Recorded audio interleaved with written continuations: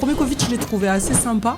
À ce moment-là, je me disais, en fait, c'est incroyable de vivre ça une fois dans sa vie. Après, c'est devenu très très long. Il y a plein de gens qui partent freelance et moi, ça m'attriste en fait. J'ai plein de potes freelance et très cool, rend bien vous fasse. En revanche, moi, je crois beaucoup à d'autres formes de salariat. Là, depuis que je suis passé à mon compte, j'ai parlé des gens. Un bout de l'équipe est parti en week-end ensemble. Sans vous Ouais, grave.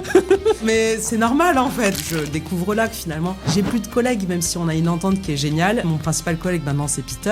Ouais. Et après, on est dans des postures de c'est nous les boss, quoi. Donc en fait, ça change quand même ta relation. T'as plein de gens, ils ne voient pas leur zone de génie en fait. Et moi, je disais à ces personnes-là, tu vois là, ce truc-là, c'est extraordinaire. T'as beau mettre les meilleurs experts dans la même pièce, c'est pourtant qu'ils vont bien travailler ensemble. Hein. Oui, complètement. J'ai l'équipe qui a créé un bot parce qu'ils m'ont dit ouais, ça peut t'aider pour écrire la newsletter, les posts LinkedIn et tout ça. Moi, j'ai essayé d'utiliser un peu, mais je perds tout le plaisir d'écrire, donc ça n'a aucun sens. Le meilleur moment de réseauter, c'est quand t'as rien à demander en fait. Bien sûr. Parce que je vois trop de gens, on peut réseauter, t'as pas de mission pour moi et tout. Ouais. T'as vu un de tes posts qui avait explosé, t'as mis direct la grille de salaire.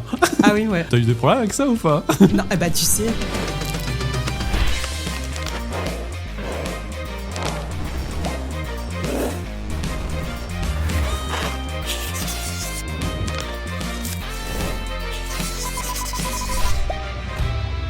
Bonjour à tous et à toutes, bienvenue dans ce nouvel épisode du podcast Que des numéros agiles. Je suis Christophe et aujourd'hui j'ai une super invitée qu'on m'a recommandée.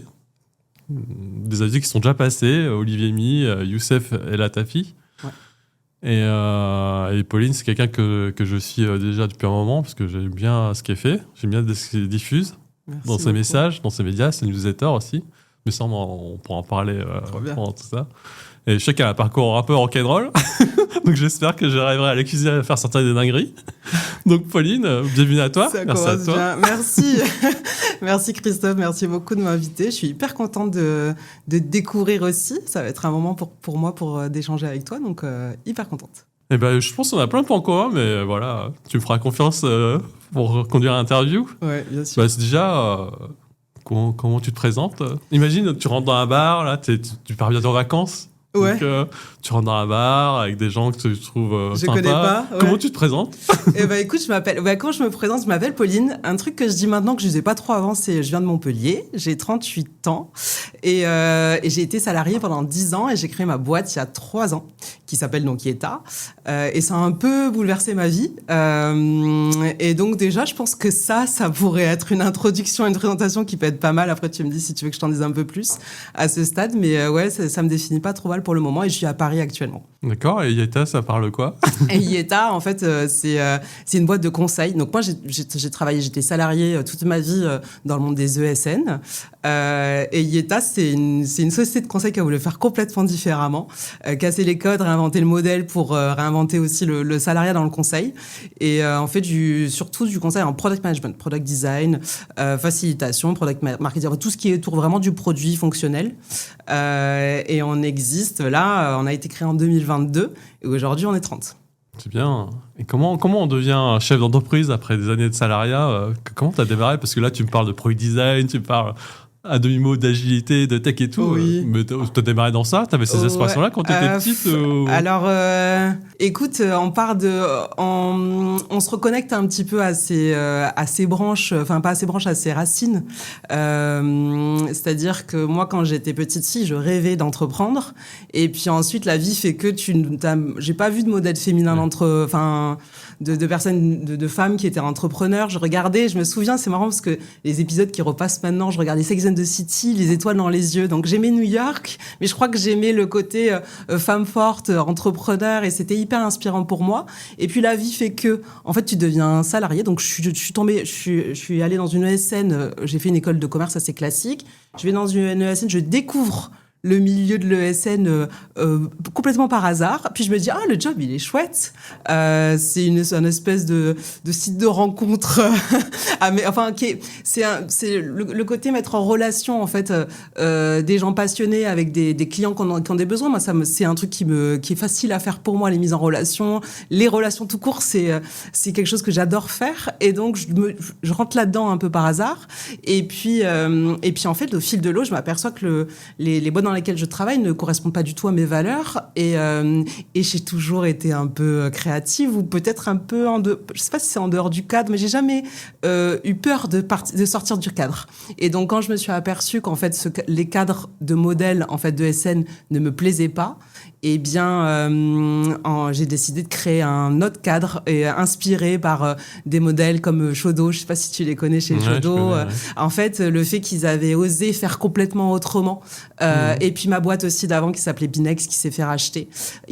On avait osé faire vraiment autrement, et donc ça m'a fait moins peur en fait d'entreprendre, et donc je me suis lancée à 35 ans, mais avec voilà ce rêve d'enfant, puis aussi tout un parcours, un cheminement de salarié. Et je connais cette partie de l'histoire, j'essaie de te cuisiner tranquillement. Mais t'as dit que t'as fait une école de commerce avant ? Ouais. Donc t'étais pas dans la tech, dans l'IT ? J'étais pas dans la... Non, ouais. j'étais... Alors c'est marrant parce que tu vois, quand j'étais... à 15 ans, je me sentais assez tech. Je me sentais assez... Okay. Tu sais, j'avais commencé à regarder un peu pour faire des blogs. Je faisais un peu de HTML, CSS. Enfin, tu vois, il y avait un petit goût là de tech. Et puis en fait, non, en fait, j'ai fait l'école de commerce. Bon, en fait, j'étais perdue. J'ai eu mon bac un peu par hasard, et puis je suis partie aux États-Unis pour rêver en fait, et là-bas je me suis dit que c'était possible, et donc l'école de commerce c'était pour entreprendre en fait. C'était le but, c'était plutôt l'entrepreneuriat et la passion pour la technique, le product, le design, et puis la tech au sens large en fait. Vraiment, c'est un milieu que j'adore depuis longtemps. C'est plus les gens que j'ai côtoyés qui me l'ont fait partager en fait, mais moi je me suis pas j'ai pas été formée là-dedans. T'es allé aux États-Unis, c'est ça ? T'es allé dans quelle ville hein ? Alors j'étais à Princeton. Okay. Alors je dis souvent ça, c'est-à-dire j'étais à Princeton, mais j'étais pas étudiante à Princeton. Okay. J'étais jeune fille au père, parce que Princeton est une ville. Et Princeton, c'est à 1 heure de New York. Et en fait, j'étais à Princeton. Et là-bas, c'est marrant parce que j'avais rencontré des mecs qui étaient à IPTA, école d'ingé. Et donc, ils m'avaient fait un peu les prémices des langages de dev, de C++, et tout ça. C'était chouette. Et après, là, j'avais 20 ans à ce moment-là. Et puis après, je suis rentrée à Montpellier. Je suis rentrée j'étais un peu perdue jusqu'à Princeton. Je reste 6 mois aux États-Unis et ça me remet un peu sur les rails en me disant maintenant ma cocotte, tu vas y arriver. Tu rentres à Montpellier, tu commences en fait tes études et tu t'y arrêteras pas. Et ça a été complètement le cas. C'est-à-dire, j'ai commencé mes études, j'avais des jobs en parallèle, j'ai financé mes études comme ça. Et puis après, en fait, je me suis pas arrêtée parce que j'ai retrouvé confiance en moi, la motivation et puis l'envie vraiment de... En fait, finalement, c'était l'entrepreneuriat qui était pas loin du tout. Mais je le savais pas à ce moment-là. Non. C'est un peu comme moi aussi. Non, ouais. L'entrepreneuriat à Montpellier. Et du coup, après Montpellier, t'es allé où ? À Montpellier, jusqu'à mes 24 ans. Et puis après, je suis venue à Paris. Okay. Parce que je pense que... Choc ou pas ? Non, en fait, New York... En fait, voilà, moi, je pense que je suis une citadine de grande ville, plutôt. Et alors que Paris, ça reste petit. Hein. T'aimes bien Paris ? Comment ? T'aimes bien Paris après Montpellier ? Ouais, franchement, ouais. Tiens, c'est intéressant. Oui, franchement, j'aime beaucoup Paris. Après, maintenant, je suis dans les bonnes conditions. J'habite dans le centre de Paris. Je suis devenue une bobo. Enfin, tu vois, tout se passe bien. Je suis en vélo. Tout va très bien. Mais le début, quand tu démarres à Paris, que t'as pas beaucoup d'argent, que t'es en banlieue, etc., enfin, que t'as du mal à te loger, c'est pas hyper agréable. Maintenant, 10 ans, 15 ans après, c'est beaucoup plus cool. Maintenant, je sens quand même que j'ai un besoin de nature qui se fait sentir. Donc, j'hésite pas à m'évader régulièrement, mais sinon Paris, j'adore ça. Donc oui, je suis arrivée à mes 24 ans à Paris, premier CDI à ce moment-là, et puis je me suis pas arrêtée en fait finalement, et puis je suis restée à Paris, et là on a créé Yeta à Paris il y a 3 ans, un peu plus de 3 ans. Après le Covid alors, ouais. Après le Covid, Le Covid, j'étais toujours salariée. Et puis, c'était assez rigolo parce que tu vois un peu tu vois un peu ce qui se passe dans les boîtes, un peu les visages avec le stress, cette période qui est un peu folle. Tu vois un peu les masques tomber. Et ça a généré... Alors moi, le premier Covid, je l'ai trouvé assez sympa. Parce que je me suis dit, tiens, c'est quand même un truc qu'on vivra plus jamais. Enfin, à ce moment-là, je me disais... en fait, c'est incroyable de vivre ça une fois dans sa vie. Après, c'est devenu très, très long et c'est anxiogène. Mais le premier confinement, je l'ai pas trop mal vécu. Je fais du vélo, c'était cool. J'ai découvert des endroits. Sans monde à Paris, c'était plutôt chouette, Ouais. Et donc, après, t'as montré Yaïta. Ouais. C'était quoi parce que moi, je me suis lancé dans l'entrepreneuriat Ouais. depuis 6 mois. Ouais. C'est dur, hein. Enfin, il y a plein de choses que je raconte pas encore. Je raconterai plus tard sur LinkedIn. Ouais. Mais déjà, la pression de se lancer et de répondre aux attentes des clients et aussi aux attentes des gens qui te voient un peu dans les réseaux sociaux. Toi, direct, je crée une boîte. C'est encore pire. C'est encore pire. Comment ça tu vois, ça, en fait, ouais, c'est marrant que tu dises ça. Je l'ai pas. En fait, ce qui est pire pour moi, c'est quand t'es désaligné avec tes valeurs. En fait, c'est quand tes valeurs et tes actes sont désalignés. Moi, les dernières années, pendant très longtemps dans le salariat, je me sentais désalignée, donc j'étais pas hyper heureuse. Et pour autant, j'avais hyper peur d'entreprendre, mais je sentais que j'avais quand même des capacités de créer un cadre différent de ce qui existait et qui pouvait en fait sécuriser tout un tas de gens qui se sentaient potentiellement comme moi, aussi différentes, tu vois, dans ces mondes-là. Parce que moi, je suis arrivée, je suis quelqu'un... Enfin, les gens disent de moi que je suis très authentique. Je le ressens, je suis sincère, je suis sensible, je suis authentique, parfois un peu cash, un peu grande gueule. Enfin, tu vois, ça dépend de quel angle on le prend. Et ça, dans la vie d'une entreprise, je dirais, classique, dans un cadre classique, ça peut être complexe. Je suis créative aussi. Et je trouvais jamais vraiment ma place pour m'épanouir. Et donc, finalement, en fait, au bout d'un moment, à 28 ans, déjà, j'avais envie d'entreprendre. Et puis, la trouille. J'avais la trouille. Et là, ça m'a... Vraiment, je me suis dit, c'est un gros syndrome de l'imposteur. Je me suis dit, là, j'ai pas les compétences. Il faut que je continue à me former. Donc, tu vois, j'ai quand même attendu d'avoir 35 ans. Enfin, t'as des gens qui entreprennent hyper jeunes. J'aurais pu démarrer par ça. Moi, j'ai attendu 35 ans parce que là, je sentais que j'avais acquis suffisamment de compétences. Et bon, ce que j'ai découvert après, c'est que finalement... j'avais très peu de compétences par rapport à ce dont j'avais besoin, parce que quand tu entreprends, en fait, ça bouscule vraiment tout. Et tout ce que tu crois connaître, ben en fait, tu dois réapprendre un tas de choses. Mais non, enfin, je l'ai pas pour le coup. Et c'est marrant parce que je dors très bien la nuit. Enfin, alors que là, on a une période qui a été hyper difficile et tout, dans 2025, même 2024, c'est pas facile. Pour autant, je trouve que ce qu'on fait, c'est, on fait de notre mieux, on fait bien, on fait avec nos valeurs, avec notre âme, notre cœur aussi. Et du coup, je suis soulagée. En fait, je me dis, ça va marcher. On travaille dur, ça va marcher. Et ça marche déjà, mais ça va continuer. On va pérenniser l'activité. On va faire que vraiment, on va montrer qu'il y a une autre façon de faire du conseil et que cette façon-là, en fait, elle épanouit et elle apporte beaucoup. Vraiment, je suis convaincue. Donc, c'est chouette. Ça me stresse pas trop. Ouais, t'es lancé direct, t'as pris sur le tard. Je crois qu'il faut pas trop se poser de questions, tu vois. Nous, je pense qu'il y a des moments où tu dois...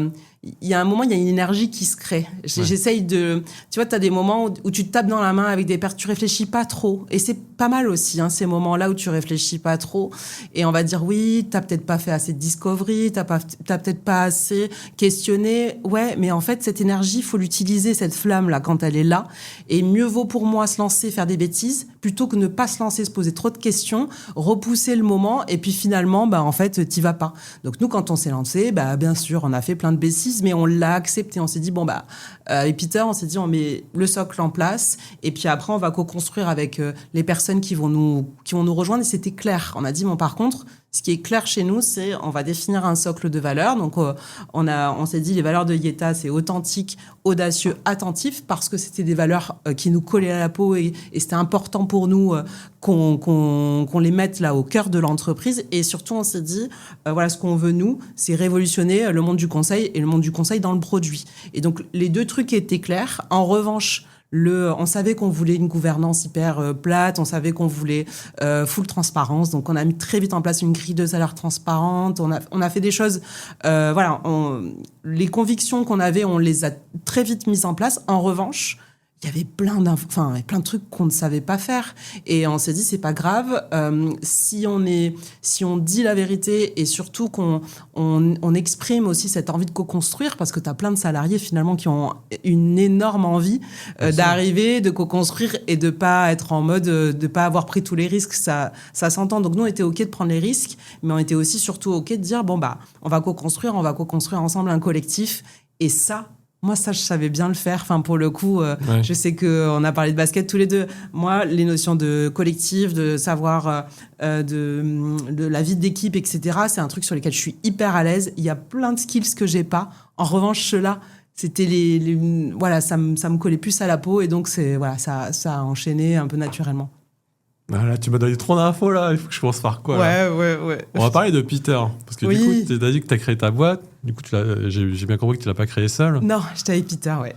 Et Peter, c'est quelqu'un que tu connaissais déjà ou Ouais. vous vous complétez comment ça marche? On se complète pas.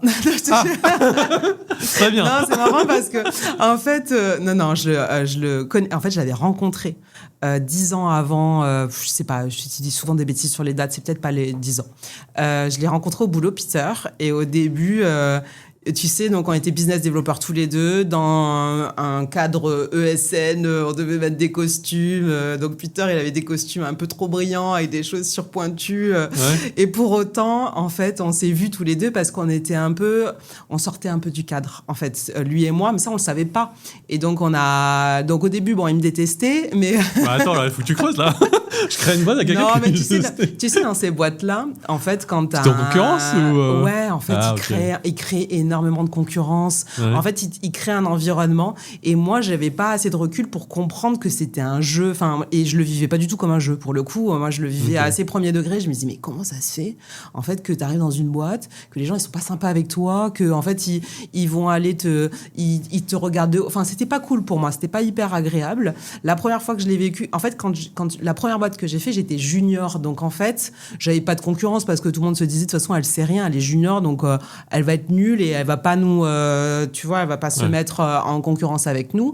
Et puis là, la boîte d'après, t'as 2-3 ans d'expérience, donc t'en as suffisamment pour être un peu plus, pour pouvoir être concurrent et pas assez pour pouvoir comprendre le jeu dans lequel on t'a mis. Moi, je le comprenais pas. Et donc, très premier degré, lui, il était premier degré aussi. Et donc, il m'a vu arriver, on travaillait dans le système, dans le bancaire. Il me dit, elle connaît le bancaire et tout ça. Bon, bref. Et donc, en fait, assez vite, on s'est aperçu que, non, on allait être amis pour la vie, je vais dire. On allait être, on a des valeurs. Peter est un mec extraordinaire qui cachait. En fait, il portait un gros masque. Mais moi, je suis assez sensible et je pense que je suis assez, j'ai le niveau d'empathie qui me permet de lire un peu en l'autre. Ou alors, je mets un peu les pieds dans le plat. Donc, du coup, j'arrive à comprendre assez vite que les milieux dans lesquels on a vécu dans le passé on a des valeurs qui sont communes. Et là, ça a matché hyper vite. Donc, on n'a pas bossé directement ensemble. Mais par contre, on était très, très, très proches. Toute l'entreprise savait, on avait un espèce de duo là, infernal. Ah oui. On était infernaux. Non, mais on était... je pense qu'il y avait beaucoup d'humour. Mais on n'avait jamais prévu de créer une boîte ensemble. C'est ça qui est assez rigolo. On s'est jamais dit un jour, on va créer une boîte ensemble. C'est la vie qui a fait que... Donc, lui, il a fait sa carrière aussi en ESN. On avait des jobs qui auraient pu se ressembler, mais en fait, finalement, moi, beaucoup plus créatif et Peter, beaucoup plus gestionnaire. Donc, lui, il est devenu un peu dirigeant, patron, je dirais, de SN classique, là où moi, je suis partie dans des endroits un peu plus, tu vois, d'agiliste, un peu plus créatif. Et moi, j'avais besoin que le cadre, en fait, je pouvais pas être dans un cadre trop petit. Et donc, je suis allée dans des endroits dans lesquels je me suis hyper épanouie. Et là où lui, il a mis un peu plus de temps. Déjà, ces endroits-là, ça n'existe pas beaucoup. Et il a eu plus de mal à trouver ça. Et donc, quand ma boîte se fait racheter, que j'adorais, donc Binex se fait racheter, je me dis, non, mais je ne vais pas retourner dans mon cadre tout petit. Et je vais créer. Je me dis, à ce moment-là, mais cette expérience-là était géniale. Et c'est à moi à nouveau créer quelque chose un endroit dans lequel les gens vont se sentir vraiment bien, créatifs, être innovants, se développer, mais aussi avoir des belles relations avec les gens, en fait. Ça, c'est hyper important pour moi, et redonner goût au salariat. Parce qu'à ce moment-là, tout le monde partait un peu freelance.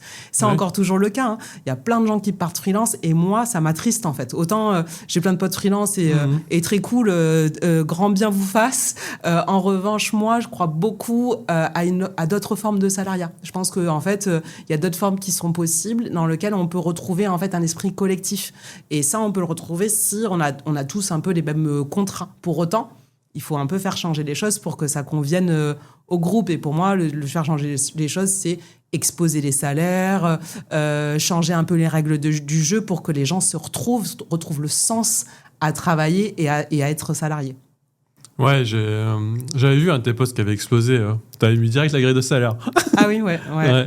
Et t'as eu des problèmes avec ça ou pas? Non, tu sais, en fait, donc la grille de salaire, ça a soulagé plein de monde en fait. En fait, la grille de salaire, donc on l'utilisait entre nous.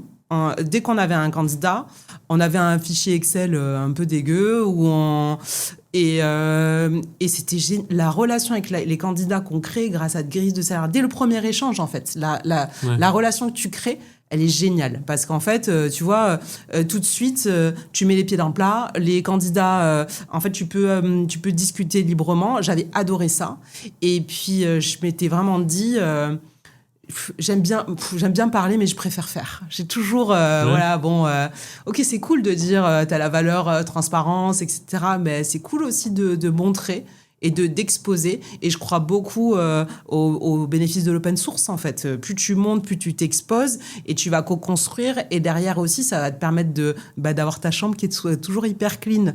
Donc le principe d'avoir une grille de salaire, c'était pas le truc qui m'excitait le plus, hein, soyons clairs. En revanche, le fait de faire l'exercice pour l'exposer et dire, voilà, en fait, les salaires, à peu près, chez nous, ça sera ça.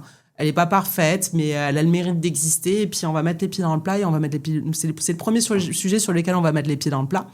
Et puis, en fait, il y en a eu plein d'autres. Et c'est... Mais la première fois, je faisais pas trop la maline hein, quand j'ai appuyé sur publier. Et avec l'équipe, on en a parlé. Il y en avait quelques-uns qui n'étaient pas hyper chauds.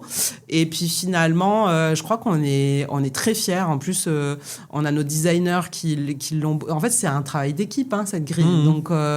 Donc c'est... je pense que c'est la fierté. Il y a plusieurs fiertés au sein du collectif. Ça fait partie, je pense, d'un truc... on se le dit pas, mais je pense qu'on est assez fiers, nous, de l'avoir fait, ouais.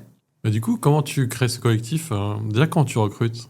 Quand on entretient, c'est quoi que tu recherches? Déjà, au niveau du salaire, voilà, il n'y a pas de non-dit, tu vois, c'est direct, on sait déjà... Ouais. Mais tu vois, donc, le monsieur recrutement chez nous, c'est Peter. Okay. Mais je pense qu'on a... En fait, le fait de s'exposer, donc on a écrit on a écrit les valeurs, on a écrit un peu, on a écrit nos tripes, et donc on a la première personne qui a postulé, je le connaissais déjà, c'était quelqu'un avec qui j'ai bossé avant, donc ça je savais très bien que en fait Romain allait hyper bien avec ce qu'on voulait faire.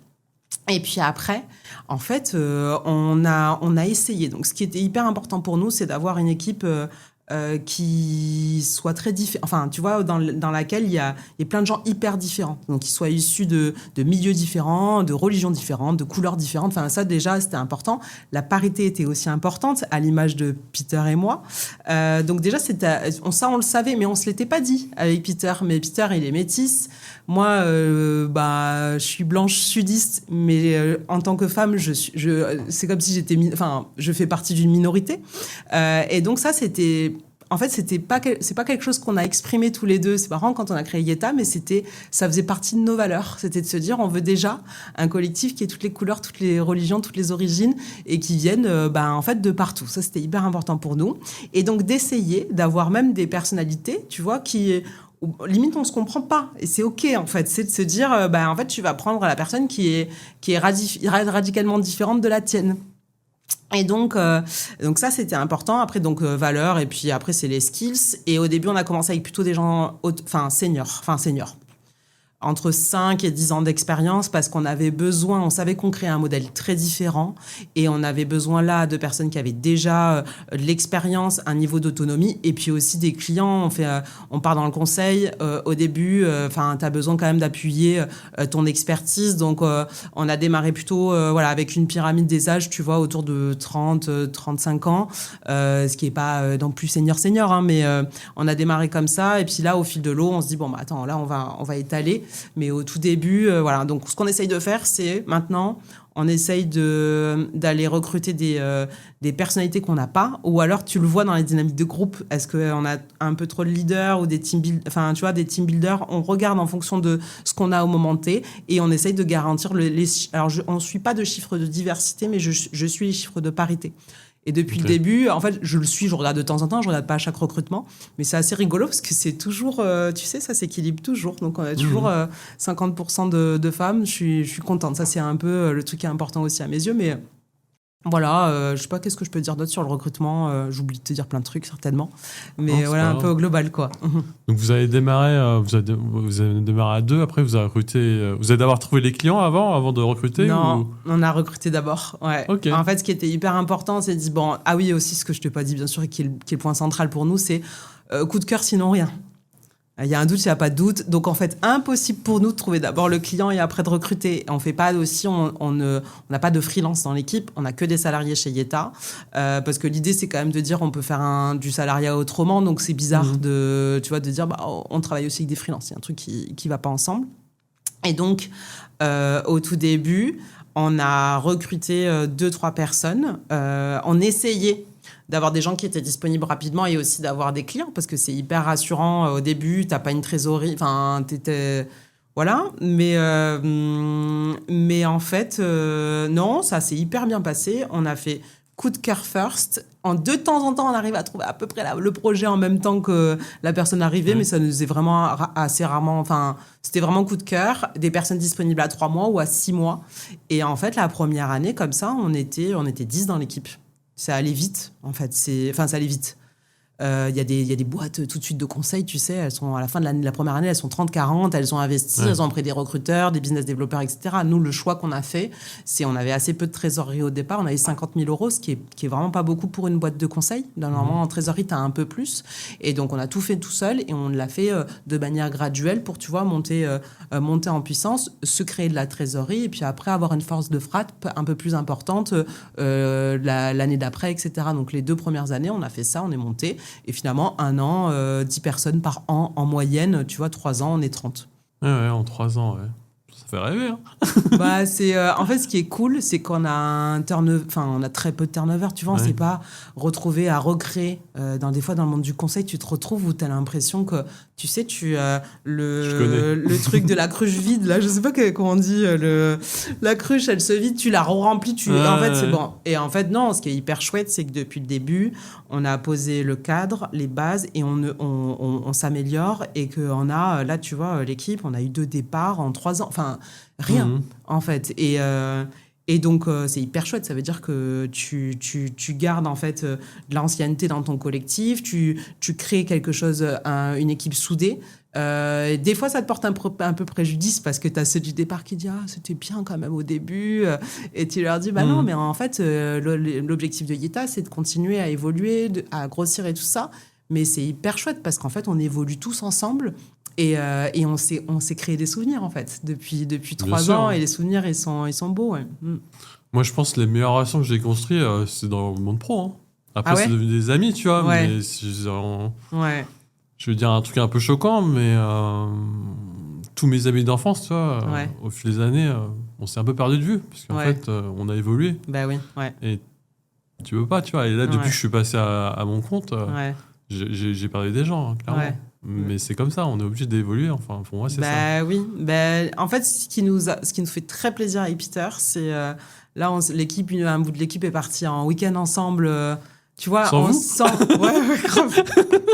Mais c'est normal, en fait. Et il y a nous, on crée des week-ends, tu sais, genre des séminaires et tout, on les crée. Ouais. Et là, ils sont partis en week-end de potes, quoi, tu vois. Et donc, je pense qu'ils auraient été gênés qu'on soit là, parce qu'il y a des trucs. Ouais, bien sûr. Et c'est OK, et tu vois, c'est marrant, parce que moi, je découvre là que finalement, j'ai plus de collègues, même si on a une entente qui est géniale. Mon principal collègue, maintenant, c'est Peter. Ouais. Et après, on est dans des postures de, c'est nous les boss, quoi. Donc, en fait, ça change quand même ta relation avec les autres. Et donc, et parfois, au début, tu vois, je disais des trucs, je disais, ah non, là, t'as dit une dinguerie.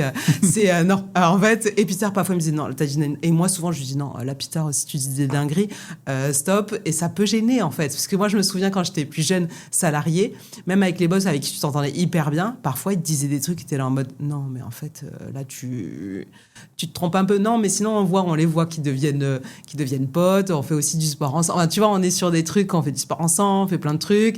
Et ça, je suis hyper contente. On fait plus de sport ensemble qu'on boit des apéros. Et ça, je suis fière. Je trouve que le mood, il est sain. Et ça dit plein de choses aussi sur la boîte. Et ça me fait vraiment plaisir. Ouais. Non, clairement. Moi, moi, au début, quand j'étais Scrum Master, dans mes débuts, on me disait que j'étais un peu trop gentil avec les gens. Ouais. Mais moi, mon but, c'était pas de créer un collectif de gens gentils, tu vois. Ouais. Si c'est des gens gentils, mais qui se parlent pas des problèmes quand il y en a, ils sont pas prêts à affronter quand il y a des merdes, on va dire les choses. Moi, ça m'intéresse pas. Ouais. Par contre, si les gens ils s'entendent, comme tu dis, c'est une question de valeur. Et aussi, comment je fais pour défendre mon pote, tu vois, enfin mon coéquipier, tu vois. Ouais. Et ça, tu vois, c'est pas pareil. T'as coaché du basket, tu vois. Moi, dès qu'on fait une passe un peu à l'aveugle, moi, ça me fait délirer, ce genre de choses, tu vois. Oui, mais il faut se connaître, en fait. Il faut se connaître, exactement. Il faut apprendre à se connaître, à travailler ensemble. C'est ça. Et tu le vois, dans les dynamiques, tu le vois quand les équipes, elles se forment, ou les nouveaux duos. Et nous, ce qui est extraordinaire, c'est maintenant, avec la vision qu'on a, donc un pas un peu de côté, tu vois les duos, les trios se former. Et ce que tu imagines avant en étant tu te dis, eux, ça peut bien matcher et tout. Bon, tu te plantes. Enfin, moi, je me suis plantée plein de fois. En revanche, j'ai vu des duos, enfin, on a vu des duos éclore qu'on n'avait pas du tout imaginé. C'est génial, en fait, à voir, à vivre et d'essayer d'encourager tout ça. Et c'est un vrai régal. Non, moi, je l'ai vécu avant que je sois Scrum Master, j'étais développeur. Hein. Ouais. Et moi, je partais avec mon product owner et un autre développeur, on partait au Japon ensemble, tu vois. Enfin, trop bien, ouais. Et ça faisait délirer les gens, tu vois. Mon manager, il disait, ok, ils partent ensemble. Vous êtes vraiment devenus potes. Vous partez tous en vacances en même temps. Je dis, non, mais t'inquiète, c'est bon. C'est génial. Mais ça crée des choses, tu vois. Et ça crée des choses, mais c'est aussi dans la performance aussi. Hein. Ouais. On va se dire les choses, il y a des projets, ça part en sujet tout le temps, tu vois. Si t'es pas prêt à faire les conversations difficiles ou à dire là si on s'est vautré, si on peut faire mieux, si tu n'es pas capable de faire ça, tu peux pas avoir des tueurs dans une équipe. Enfin, non, c'est clair. Mais ça, c'est notre vrai sujet du moment, les conversations difficiles. Ouais. Oui, parce qu'il y a beaucoup d'empathie chez nous. On a, en fait, tu vois, on a mis la valeur attentive. Donc, et en fait, être attentif, c'est aussi de pouvoir avoir ces conversations difficiles. Et on s'aperçoit que dans l'équipe, c'est pas tout le temps facile de les avoir en one-to-one. Il y a vraiment un truc de je veux pas blesser, je veux pas faire du mal. Et donc, on essaye de former. Et en fait, mais quand bien même tu donnes un peu le cadre de savoir faire un feedback, finalement, peut-être que ça peut être même un peu stressant parce que le feedback, on t'apprend de la méthode de dire A, tu fais ça, B, tu fais ça, C, et puis finalement parfois de savoir juste dire écoute, là quand il s'est passé ça, j'ai pas kiffé, enfin tant pis en fait de pas respecter toutes les règles. Le plus important pour nous, c'est de générer les conversations. Et donc là, je le sens en fait, alors que moi je suis quand même assez directe et franche, etc. L'équipe entre elles a du mal à se dire les choses. Après, je comprends, avec moi, ça peut être aussi le cas, parce que finalement, dans la posture, ça peut être plus difficile maintenant, aujourd'hui, qu'on me fasse du feedback. Ça, je l'entends complètement. Mais en revanche, je le vois entre eux. C'est plus de mal, plus de difficultés. Donc ça, c'est le truc qu'on essaye de craquer clairement en ce moment pour pouvoir améliorer et pour pouvoir faire en sorte que le collectif s'améliore, en fait, entre eux, et que nous, on n'a pas envie avec Peter de venir, de venir dire... toi, il faut que tu t'améliores là-dessus. Toi, il faut qu'on trouve cette bonne posture-là, quoi. Le but, c'est de ne pas être tes parents, entre guillemets. Exactement. Mais là, tu vois, ça fait en plus, tu vois, un homme, une femme, enfin, il y a des trucs qui sont... on le sent, tu sais, parfois, tu vois, le truc de... les enfin, il faut qu'on essaye de sortir... souvent, hein, tu peux comparer le monde de l'entreprise comme une famille. Enfin, il y a un truc qui peut y ressembler, donc on essaye de clairement sortir de ça.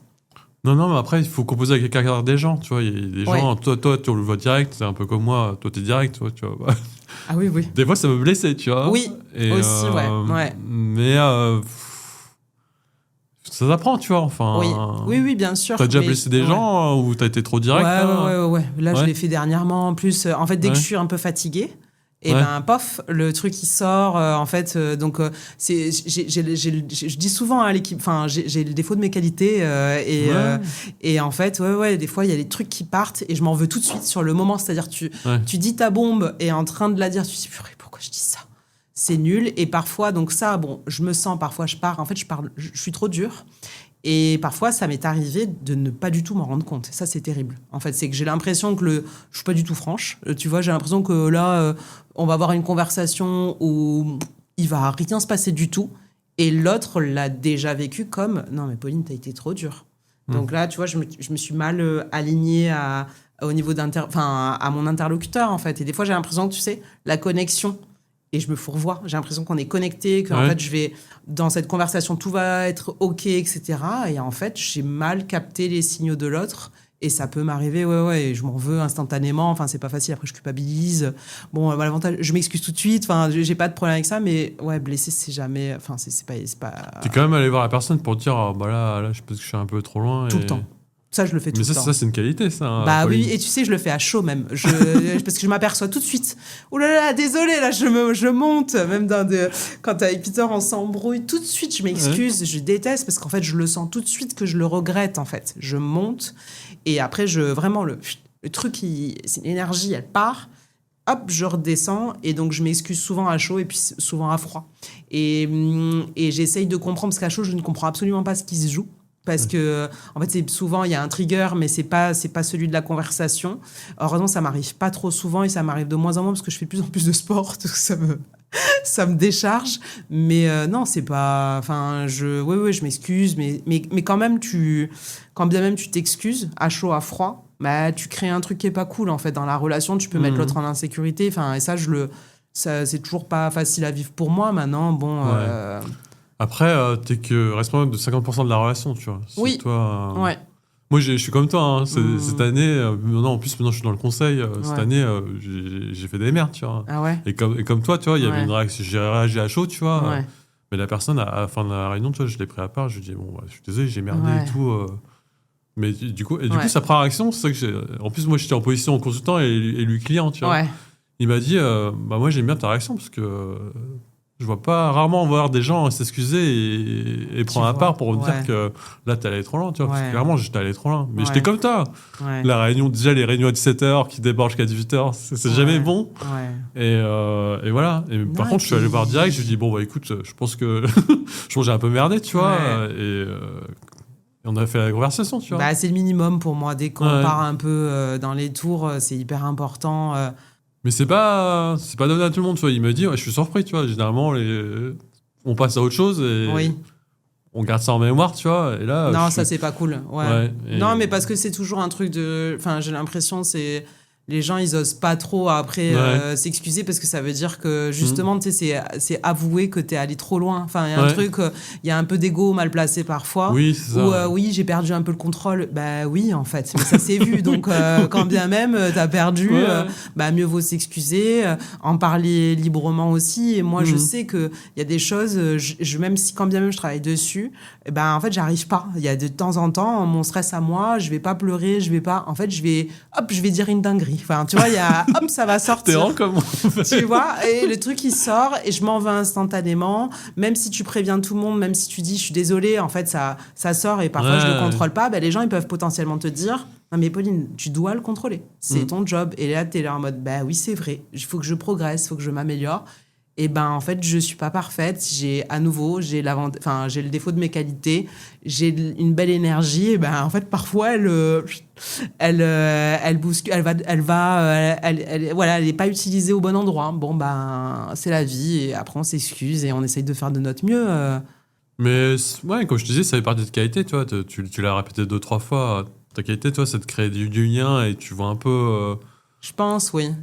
Comment dire ça? Tu vois un peu l'étincelle dans les yeux des gens, en fait. Ouais. Eux, ils le voient pas, mais toi, tu le vois direct. Et comme tu disais tout à l'heure, c'était des coups de cœur. Ouais. Parce qu'en fait, toi, tu voyais déjà la personne, tu vois. Oui, c'est vrai. C'est tellement agréable parce que, en fait, et c'est le job que j'ai fait pendant hyper longtemps, c'est de mettre... Je disais souvent, je faisais un peu le papier cadeau sur des personnes qui n'avaient pas forcément confiance. En fait, qui ne voyaient pas leur zone de génie, en fait. Tu vois, t'as plein de gens... ils ne voient pas qu'ils ont un truc là qu'ils font avec une facilité déconcertante et que en fait c'est une passion absolue. Et moi je disais à ces personnes-là, mais tu vois là le truc et ce truc-là, c'est extraordinaire ce que tu as et comment on va le valoriser. Et j'adore finalement, là je suis dans la lumière et avec Yeta je suis dans la lumière, mais finalement j'aime aussi beaucoup tout ce travail un peu de l'ombre de comment tu fais pour valoriser en fait le personal branding, l'expertise de quelqu'un, en sachant que moi je suis experte d'absolument rien. J'ai pris des compétences après de plus en plus full stack sur plein de domaines différents, mais je pense que ce qui me plaît le plus c'est vraiment de déceler, t'as raison, la petite étincelle, et puis aussi de voir comment tu aides cette personne accompagnée par d'autres à générer, tu vois. C'est un concept que j'ai adoré. J'ai découvert le concept des zones de génie dans un podcast.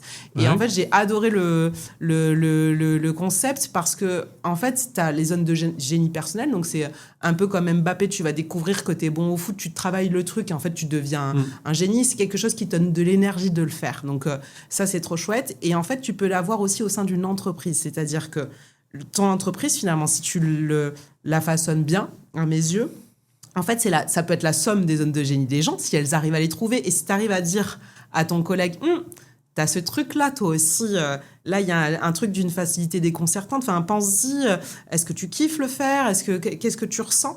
Et en fait, tu peux, grâce à ça, tu peux découvrir la zone de génie de ton entreprise. Et ça me passionne. C'est de me dire, et ça, c'était assez facile pour moi de me dire, OK, la base de les activités de Yeta, ça va être le product management, le product design.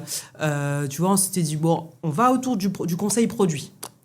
En se disant, on va voir, tu vois, jusqu'où on va.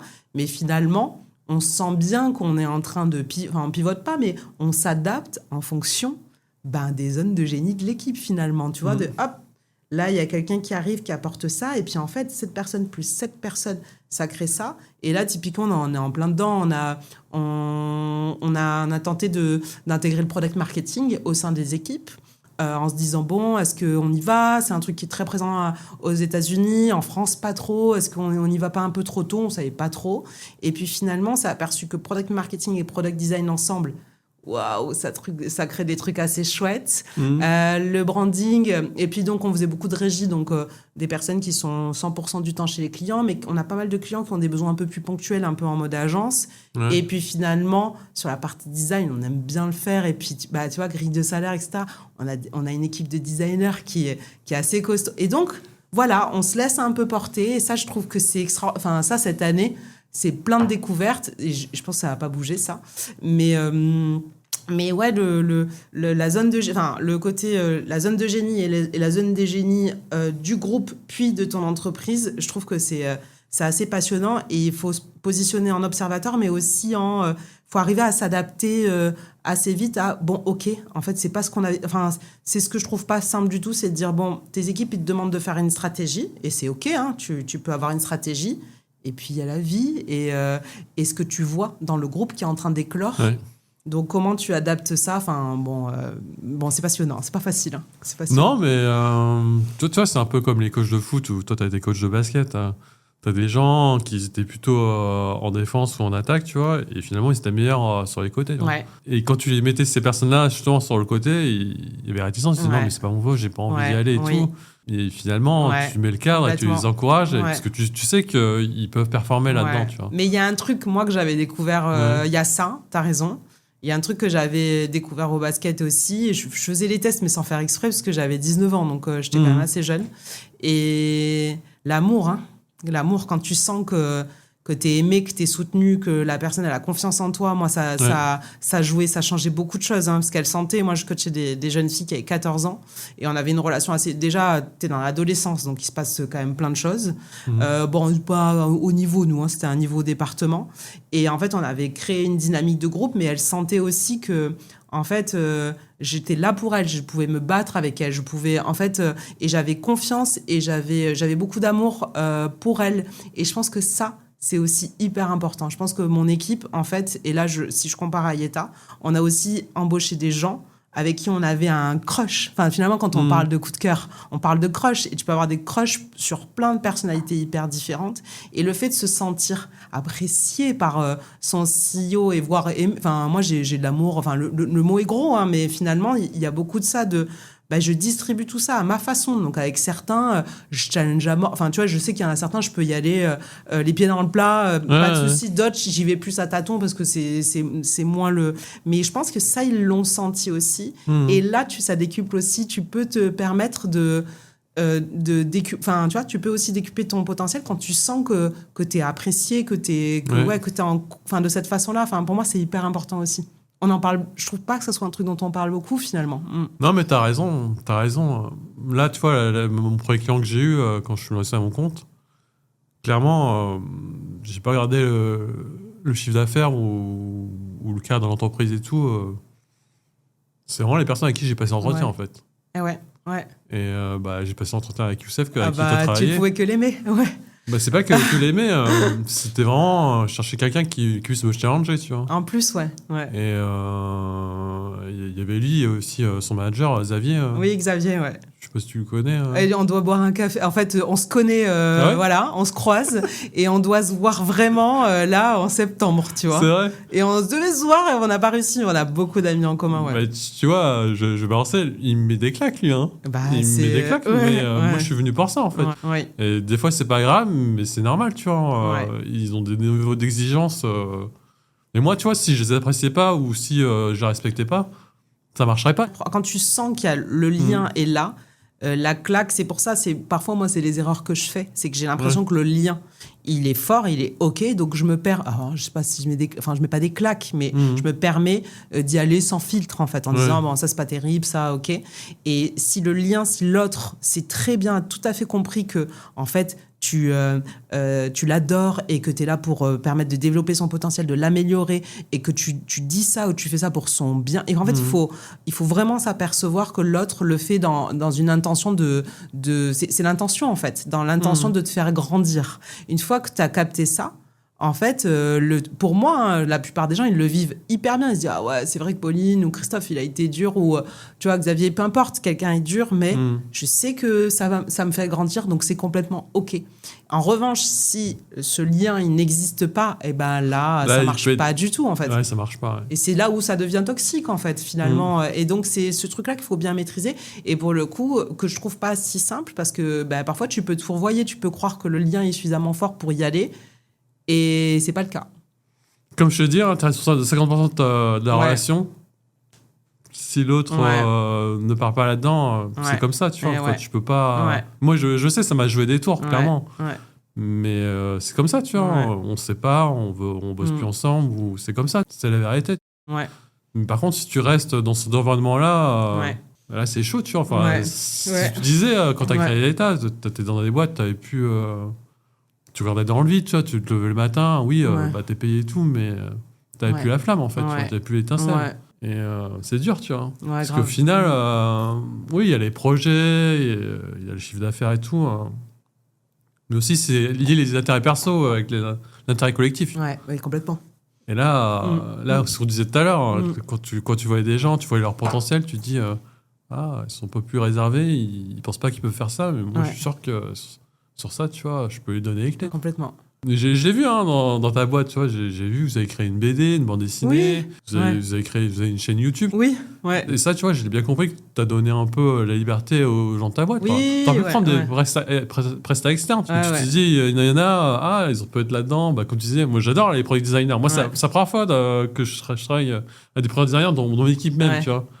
Et je trouve ça génial, en fait. Ah bah oui, ça facilite tout. Mais on avait cette envie, en fait, au tout début Là, ça existe toujours. En fait, on redistribue 30% des bénéfices à l'équipe. Et 15%, on s'est dit, t'as 15% qui est individuel et t'as 15% qui est, on voulait que l'équipe ait un budget pour faire des projets ensemble, pour les raisons qu'on s'est exposées avant. Et donc, comme ça, en fait, parce qu'on sait que souvent, tu peux ne pas être chez les mêmes clients. Des fois, ça peut arriver. Là, c'est cool. Il y a des duos qui se forment aussi chez les clients. Mais si c'est pas le cas, en fait, qui est donc c'est la cagnotte collective dans laquelle, en fait, tu fais des projets. Et donc, première année, Léo, il s'est dit, allez les gars, venez, on crée une BD. Et génial, en fait, ils ont créé une équipe de 6-7 personnes qui a un peu tourné. La BD, elle a mis du temps, hein, ils ont mis 2 ans à la créer de bout en bout. Ils ont fait appel à Maureen, une illustratrice pour le coup qui était externe à Yeta parce qu'on n'avait pas ses compétences plutôt, tu vois, d'illustration. En revanche, tous les dialogues, tout a été créé en fait de A à Z par l'équipe. Et ils ont créé. En fait, ce qui est génial, l'idée aussi derrière tout ça, c'est toujours des excuses pour les gens de travailler ensemble et de se créer des souvenirs. C'est toujours pareil. C'est quoi les souvenirs que tu te crées et le niveau de fierté, c'était génial. On a fait une soirée BD donc ça s'appelle Kiwi au pays du produit et donc on a rigolé on se lançait des défis de tu t'as perdu le défi, tu manges un kiwi avec la peau. La soirée de lancement, on a fait des cocktails au jus de kiwi. Bon, ça a pris, c'était chouette, fil rouge, et puis surtout d'avoir cet univers créatif pour moi hyper important parce que la créativité, c'est grâce à ça que tu en fait, quand t'as toujours le pas de côté, tous les problèmes en fait, toutes les problématiques qu'on a qui sont complexes et toujours en fait d'avoir toujours de la créativité, de l'audace. Ça te permet de résoudre ces problématiques complexes et c'est quand même notre monde actuel. Et donc, de garder ça, de l'innovation, de la créativité, de penser un peu out of the box, ça, pour moi, c'était la base, la base de Yeta, elle se tourne autour de ça. Et ce qui est chouette, c'est qu'il y a pas mal de gens qui disent « Mais moi, je crois que je suis pas créatif, tu vois, je crois que... » Ouais. Et tout le monde est créatif. Tout le monde veut être créatif, tout le monde veut aider. Ouais, exactement. Et en fait, c'est pour ça ce qu'on essaye de faire, c'est que dans l'équipe, il y en a des gens qui ont confiance en leur créativité ou confiance en eux tout court pour aller leader les choses. Et puis, il y en a ceux qui d'abord font partie de l'équipe et qui, peut-être dans un deuxième temps, vont l'idée. Et on voit là, au fil de l'eau, tu vois, ça fait 3 ans, on voit des personnalités éclore. C'est génial, c'est hyper beau à voir. Et on voit aussi des masques un peu tomber. Et on le voit même dès le début, maintenant, dès les entretiens. On a des gens qui nous font des confidences que moi, j'ai jamais eu en 10 ans de salariat. Hein, des personnes qui te disent, même, tu vois, sur leur sexualité, tu vois, sur plein de trucs où tu dis en entretien. Et en fait, je trouve ça extraordinaire.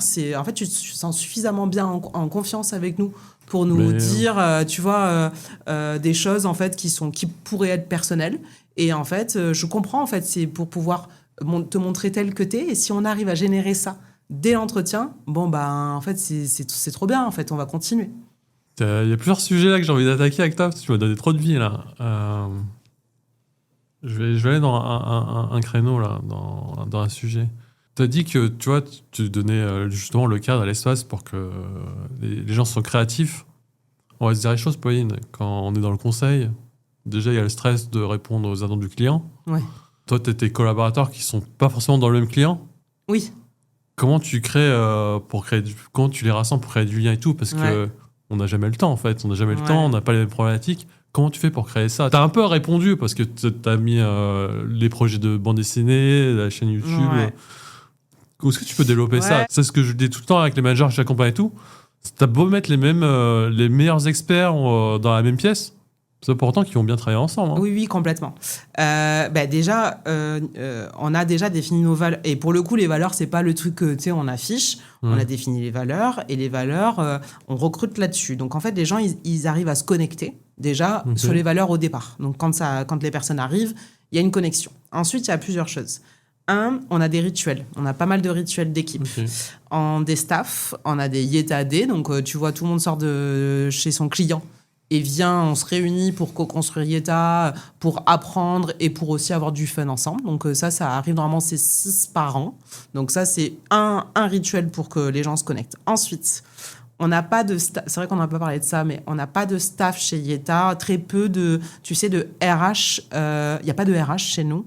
Et il n'y a pas, c'est Peter et moi au début qu'on faisait toute la partie business développement. Mais en gros, et maintenant il y a Kenza, mais au début, en fait, fonction limitée, qu'est-ce que ça a signifié pour nous? Ça signifiait qu'en fait, on a voulu, notre parti pris, c'est de se dire, on va faire plus d'intercontrats chez Yeta que dans une boîte de conseil classique, parce que l'intercontrat va permettre à l'équipe, en fait, on va faire monter en compétence l'équipe sur ses fonctions staff, et donc l'équipe va s'occuper aussi de l'équipe. Et ça, c'était assez chouette sur la partie. Donc, on a mis en place un système de nanny. On l'a appelé nanny parce que Yeta, grand-mère Yeta, ça nous a fait rire. Voilà, donc en fait, ça s'appelle les nannies. Je sais pas si c'est pas un peu trop infantilisant, mais on verra comment on l'appellera après. Les nannies, en fait, ce sont des gens de l'équipe qui s'occupent d'autres gens d'équipe. En fait, c'est comme des RH, sauf que nous, c'est nous les RH du groupe, quoi. Donc, tu vois, ça permet à tout le monde de se connecter. Et ensuite, l'argent. Donc, Rituel, on a une démo aussi une fois par mois où tout le monde se raconte ce sur quoi on travaille de manière transparente. On raconte les chiffres aussi, tu sais, on dit tout. Tout ça rapproche beaucoup. Et on a essayé aussi de créer... Enfin, il y a plein de trucs, finalement, j'aurais pu te les lister, mais on a des locaux en plein Paris, hyper accessibles, et qu'on a voulu... on a essayé de faire un endroit assez confortable, convivial, qui ressemble plus à un lieu de coworking assez sympa qu'à des locaux. Donc, aucune obligation de venir, mais en fait, il y a du monde tout le temps, parce que grâce maintenant aux clients où tu peux être en remote, en fait, l'équipe travaille dans les locaux d'Yeta. Donc, tu vois, et ça, pour nous, moi, tu vois, le full remote et tout ça, c'était pas bon pour notre culture d'entreprise. Ça nous aide énormément. Ça nous aide beaucoup. Donc, entre les jours, après, on fait un week-end par an, les soirées, finalement, tu vois, en fait, on fait du sport, ce que je te partageais. À la boxe ensemble, on fait des trucs. En fait, tout ça fait que, plus la cagnotte, où les personnes peuvent se déstaffer directement, tout ça fait qu'en fait, on a généré... C'est quoi ce genre de cagnotte, là ? La cagnotte dont je te parlais tout à l'heure. On met les bénéfices dessus. Et donc, par exemple, tu vois, l'année dernière, l'équipe avait 30 000 € pour, en fait, créer tu vois, pour travailler sur ce qu'ils voulaient ensemble. Donc, on a mis une règle pour... c'est 500 €, par exemple... Tu te déstaffes la journée, tu vois, tu prends 500 €, mais donc en fait, tu fais absolument ce que tu veux. Tu peux décider à deux de te déstaffer et en fait, vous allez bosser sur tel ou tel truc. Ça a beaucoup, tu vois, ça a beaucoup. Et là, le fait que l'équipe maintenant se connaît bien, ce que je te partageais, très peu de turnover, en fait, ça y est, c'est assez naturel. Les nouveaux arrivent et sont vite embarqués en fait dans tout ça. Donc, non, assez, franchement, trop chouette, quoi. Ça, c'est des trucs qui ont bien pris. Ouais, c'est un peu ovni, hein, ce genre de choses. C'est la première fois que j'entends ça. C'est vrai ? Ouais. L'histoire de déstaffer pour avoir des journées, parce que je te disais, les gens, ils n'ont pas le temps. Enfin, oui. Donc, il faut créer, en fait. Il faut réfléchir à comment tu peux faire, tu vois. Il faut investir. Il faut le côté, ce qui nous a fait peur. Et donc là, on regarde si ça peut tenir. Tu vois, si on passe à 50, typiquement, est-ce que le fait là qu'on fonctionne avec des nannies, est-ce qu'il va falloir embaucher peut-être une personne côté RH ? On ne sait pas trop. En fait, c'est jusqu'où ça tient. Mais il y a une vraie envie d'équipe de... Là, tu vois, ce à quoi je ne m'attendais pas du tout, par exemple, le business développement... Normalement, un consultant product ou IT, c'est pas le truc qui kiffe le plus dans sa vie, en fait. Et nous, là, chez Yeta, encore hier, je sais plus quand, on m'a dit, Pauline et tout, est-ce que vous pouvez pas nous apprendre à faire des cold calls ? Quand même, le pire de faire les cold calls, je sais pas si tu vois ce que c'est. Non. C'est appeler des prospects à froid. Ah oui. Donc, t'appelles des gens que tu connais absolument pas, ils savent pas quitter, donc tu pitches. Et donc, c'est vraiment... je sais pas si c'est... je pense que c'est quand même le pire dans une vie de business développeur. Et donc, on a des personnes de l'équipe, pas une, tu vois, on en a eu 4-5 qui ont envie de se faire former à faire de la prospection du business, et on en a eu plein, et ça m'a vraiment extrêmement surprise, parce que je pensais pas que, tu vois, ça venait naturellement, et je trouve ça génial. Donc la posture qu'on doit avoir, nous, c'est surtout celle où on essaye de former, être hyper pédagogue, de donner plein de clés, et comme ça, les personnes, elles peuvent prendre aussi les rôles qu'elles veulent, et ça, c'est hyper rafraîchissant, en fait. Mais franchement, c'est génial ce que tu dis là, hein, parce que clairement, moi... ce qui me refroidissait de passer à mon compte, tu vois, c'est clairement de prospecter. Oui. Moi, toi, j'aurais aimé que quelqu'un m'apprenne ça. Ouais. Après, je suis un peu comme toi. Si la porte elle est fermée ou j'ose pas l'ouvrir, j'essaie de trouver une fenêtre pour rentrer. Ouais. C'est pour ça que j'ai utilisé LinkedIn et le podcast, tu vois, pour réseauter et pour... le faire naturellement. Parce que, au final, le meilleur moment de réseauter, c'est quand t'as rien à demander, en fait. Tu vois. Bien sûr. Parce que je vois trop de gens... on peut réseauter, t'as pas de mission pour moi et tout. Avant de demander, il faut donner, en fait. Tu vois. Exactement. Ouais. Ou d'être hyper authentique. Si tu le fais, si t'es hyper naturel et tout ça, ça va se faire très naturellement. Ouais. Mais clairement, mais moi, ça m'étonne pas que dans ton équipe, savoir parler à un prospect, savoir faire une propale. Même moi qui débute, tu vois, je sais pas faire ça. Ouais. Et moi, Ouais. je pense que ça me fait du stress, tu vois, ce genre de choses. Ah ouais, Et le fait d'avoir quelqu'un qui l'a déjà fait et qui... C'est génial, franchement. Ouais, mais on adore. C'est hyper rigolo. Je note, hein, je vole toutes tes idées, là. Non, mais il faut. Et puis, on les donne, en fait. On crée souvent des outils, tu sais, Ouais. qu'on partage. On donne beaucoup. On donne. Parce que, en fait, quand tu donnes, en fait, quand bien même tu reçois, enfin, le karma, et puis c'est important, et puis tu te sens bien. C'est hyper important. Et ça, je trouve que finalement, plus de toute façon tu acquiers des compétences et puis enfin tu te sens épanoui. Et moi je veux aussi que Yeta pour chacun ça soit un terrain le terrain de jeu c'est un terrain d'épanouissement en fait. Et qu'on fasse aussi des bêtises ensemble. Moi j'ai pas du tout de soucis avec tu vois l'échec, enfin en tout cas il faut pas que les échecs soient trop gros non plus parce que des fois tu as du mal à t'en remettre quand même, soyons honnêtes. Ouais. Mais les petites bêtises etc.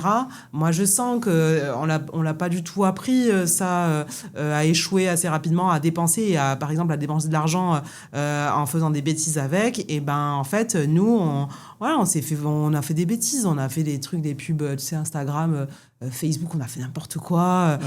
Oui, on s'est formé avec la BD justement, tu vois. Oui, mais moi j'ai trouvé ça génial en fait, c'était trop cool.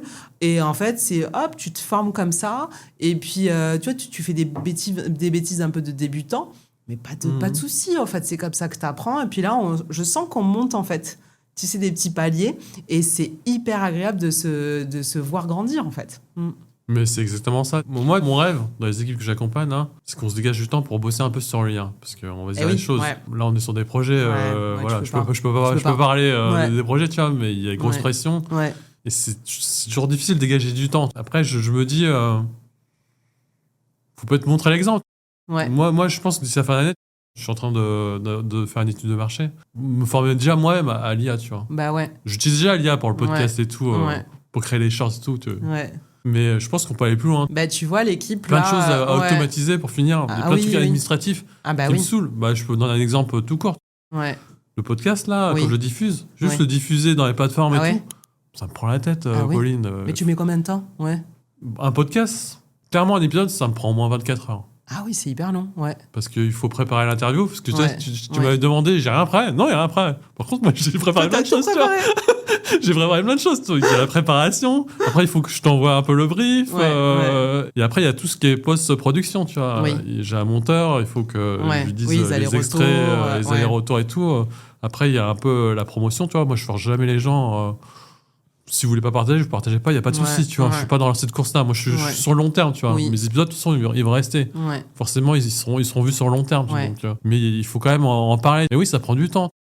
Et je me dis, faut que j'utilise là pour faire gagner du temps sur toutes ces choses-là, tu vois. Ouais, complètement. Et pour les équipes que j'accompagne, c'est clairement. Moi, je suis content. Toi, j'ai une product owner. Elle a fond sur l'IA. Tu sais, elle fait des posts sur LinkedIn et tout. Moi, je trouve ça génial. Ça t'aide. Elle ira loin, clairement. Mais tu vois, l'équipe là, tous les vendredis, de 16h à 18h, ils se bloquent du temps. En fait, parce que tu vois, l'heure, ça va. Ils le font, je sais pas s'ils le font vraiment tous les vendredis, des fois, ça peut sauter un peu. Mais ils ont le rituel. Et en fait, et ça, je trouve que c'est toujours, moi, ça, c'est quand même les bons tips que je trouve. Donc, ils ont tenté, tu vois, ils tentent des choses ensemble. Et là, ça fait 2-3 mois que ça dure. On avait Mathéo dans l'équipe qui était hyper chaud pour tester. Et donc, en fait, il a l'idée les premiers échanges. Et tu vois, tu as 4-5 personnes qui viennent tout le temps. Et puis, finalement, je pense que tu as besoin aussi de te faire entraîner par un groupe. Et hop, tu vois, l'émulation du groupe fait du bien. Et je trouve que le rituel, là, dans ce genre de cas, il fait vraiment du bien. Et quand bien même la première fois, tu te dis pas grand-chose, en fait, ça va, le truc, il va venir assez naturellement. Mais il faut... c'est comme tout en fait, se bloquer du temps et il faut accepter aussi qu'au début on tâtonne un peu. Enfin voilà, là on est sur un nouvel univers de possibles. Il faut aussi, nous, je sais pendant hyper longtemps on a été assez anxieux. On s'est dit, sans se le dire en fait, le truc il tombe. Ouais, tu prends quand même une petite vague et tu te demandes après comment je vais l'aborder. Et donc, on a mis un peu de temps. Et puis là, les rituels, je pense qu'ils ont fait aussi du bien à tout le monde pour pouvoir parler et puis parler aussi potentiellement des inquiétudes. Et après, expérimenter, faire des choses. Et comme ça, tu testes. Et ça fait au moins du bien, quoi. Avant d'aller dans la dernière partie du podcast, là, Il y a juste un sujet que je discute avec toi, c'est sur LinkedIn.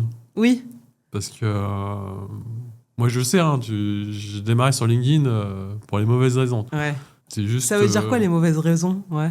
Je t'expliquais, là où j'étais, on était une équipe agile. Ouais. Avec les clients, ça se passait bien. Mais on voulait un peu aller à l'échelle. Ok. On voulait que les autres équipes des autres départements quittent un peu l'ancien mindset du cycle en V. Ouais. Et aussi du mode opération face propre. Ok. Opération face propre, c'est quoi? C'est en réunion, c'est en retard, c'est la faute de l'autre équipe. Nous, on est dans les temps, tu vois. Ah oui, d'accord. Ouais. Tu vois, c'est ce genre de mindset qu'il faut changer, tu vois. C'est ça qu'on dit du changement. Il y a les process et tout, mais il y a aussi ça à changer dans les autres équipes. Donc, j'avais créé une communauté agile avec d'autres agilistes et d'autres Scrum Masters, d'autres coachs agiles. Ça n'avait pas marché parce que les gens n'avaient jamais le temps. Ouais. Ils n'ont pas le temps, mais surtout, s'ils n'ont pas de sponsor du top management, comme tu disais, moi, j'étais dans un grand groupe. C'est pas comme l'État, tu vois. Il y a plusieurs strates, il y a plusieurs niveaux. Forcément, t'as un peu du top-down, tu vois. Ouais, donc, tu peux pas. Et je me suis dit, ok, ça passe pas. Comme je te disais tout à l'heure, la porte est fermée, il faut passer par autre chose. Ouais. Donc, je me suis dit, je vais passer par LinkedIn. Je vais passer par LinkedIn. Au départ, je parlais de mon travail de Scrum Master. Quand je suis passé de Dev à Scrum Master, ça m'a vite fatigué, en fait. Ça m'a vite fatigué parce que au travail, en journée, c'est mon boulot. Ah oui. Ouais. Le soir, on reparlait de ça et tout. Ouais. Plus moi, j'ai rien à vendre. Donc, oui, complètement. Ouais. Parler juste à mes copains ou mes collègues, tu vois, c'est pas intéressant. Ouais. Même niveau business, c'est pas eux, ce sera jamais eux leur cible, tu vois. Ouais. Donc, mais au moins, ça m'a travaillé ça, tu vois. Ça m'a travaillé un peu le syndrome d'imposteur. Ou ce que je postais, je veux pas me faire descendre par les petits experts comme Pablo Perno ou je sais pas qui. Tu postes, tu vois, c'est cool. Donc, ça m'a travaillé sur ça. Et après, j'ai vite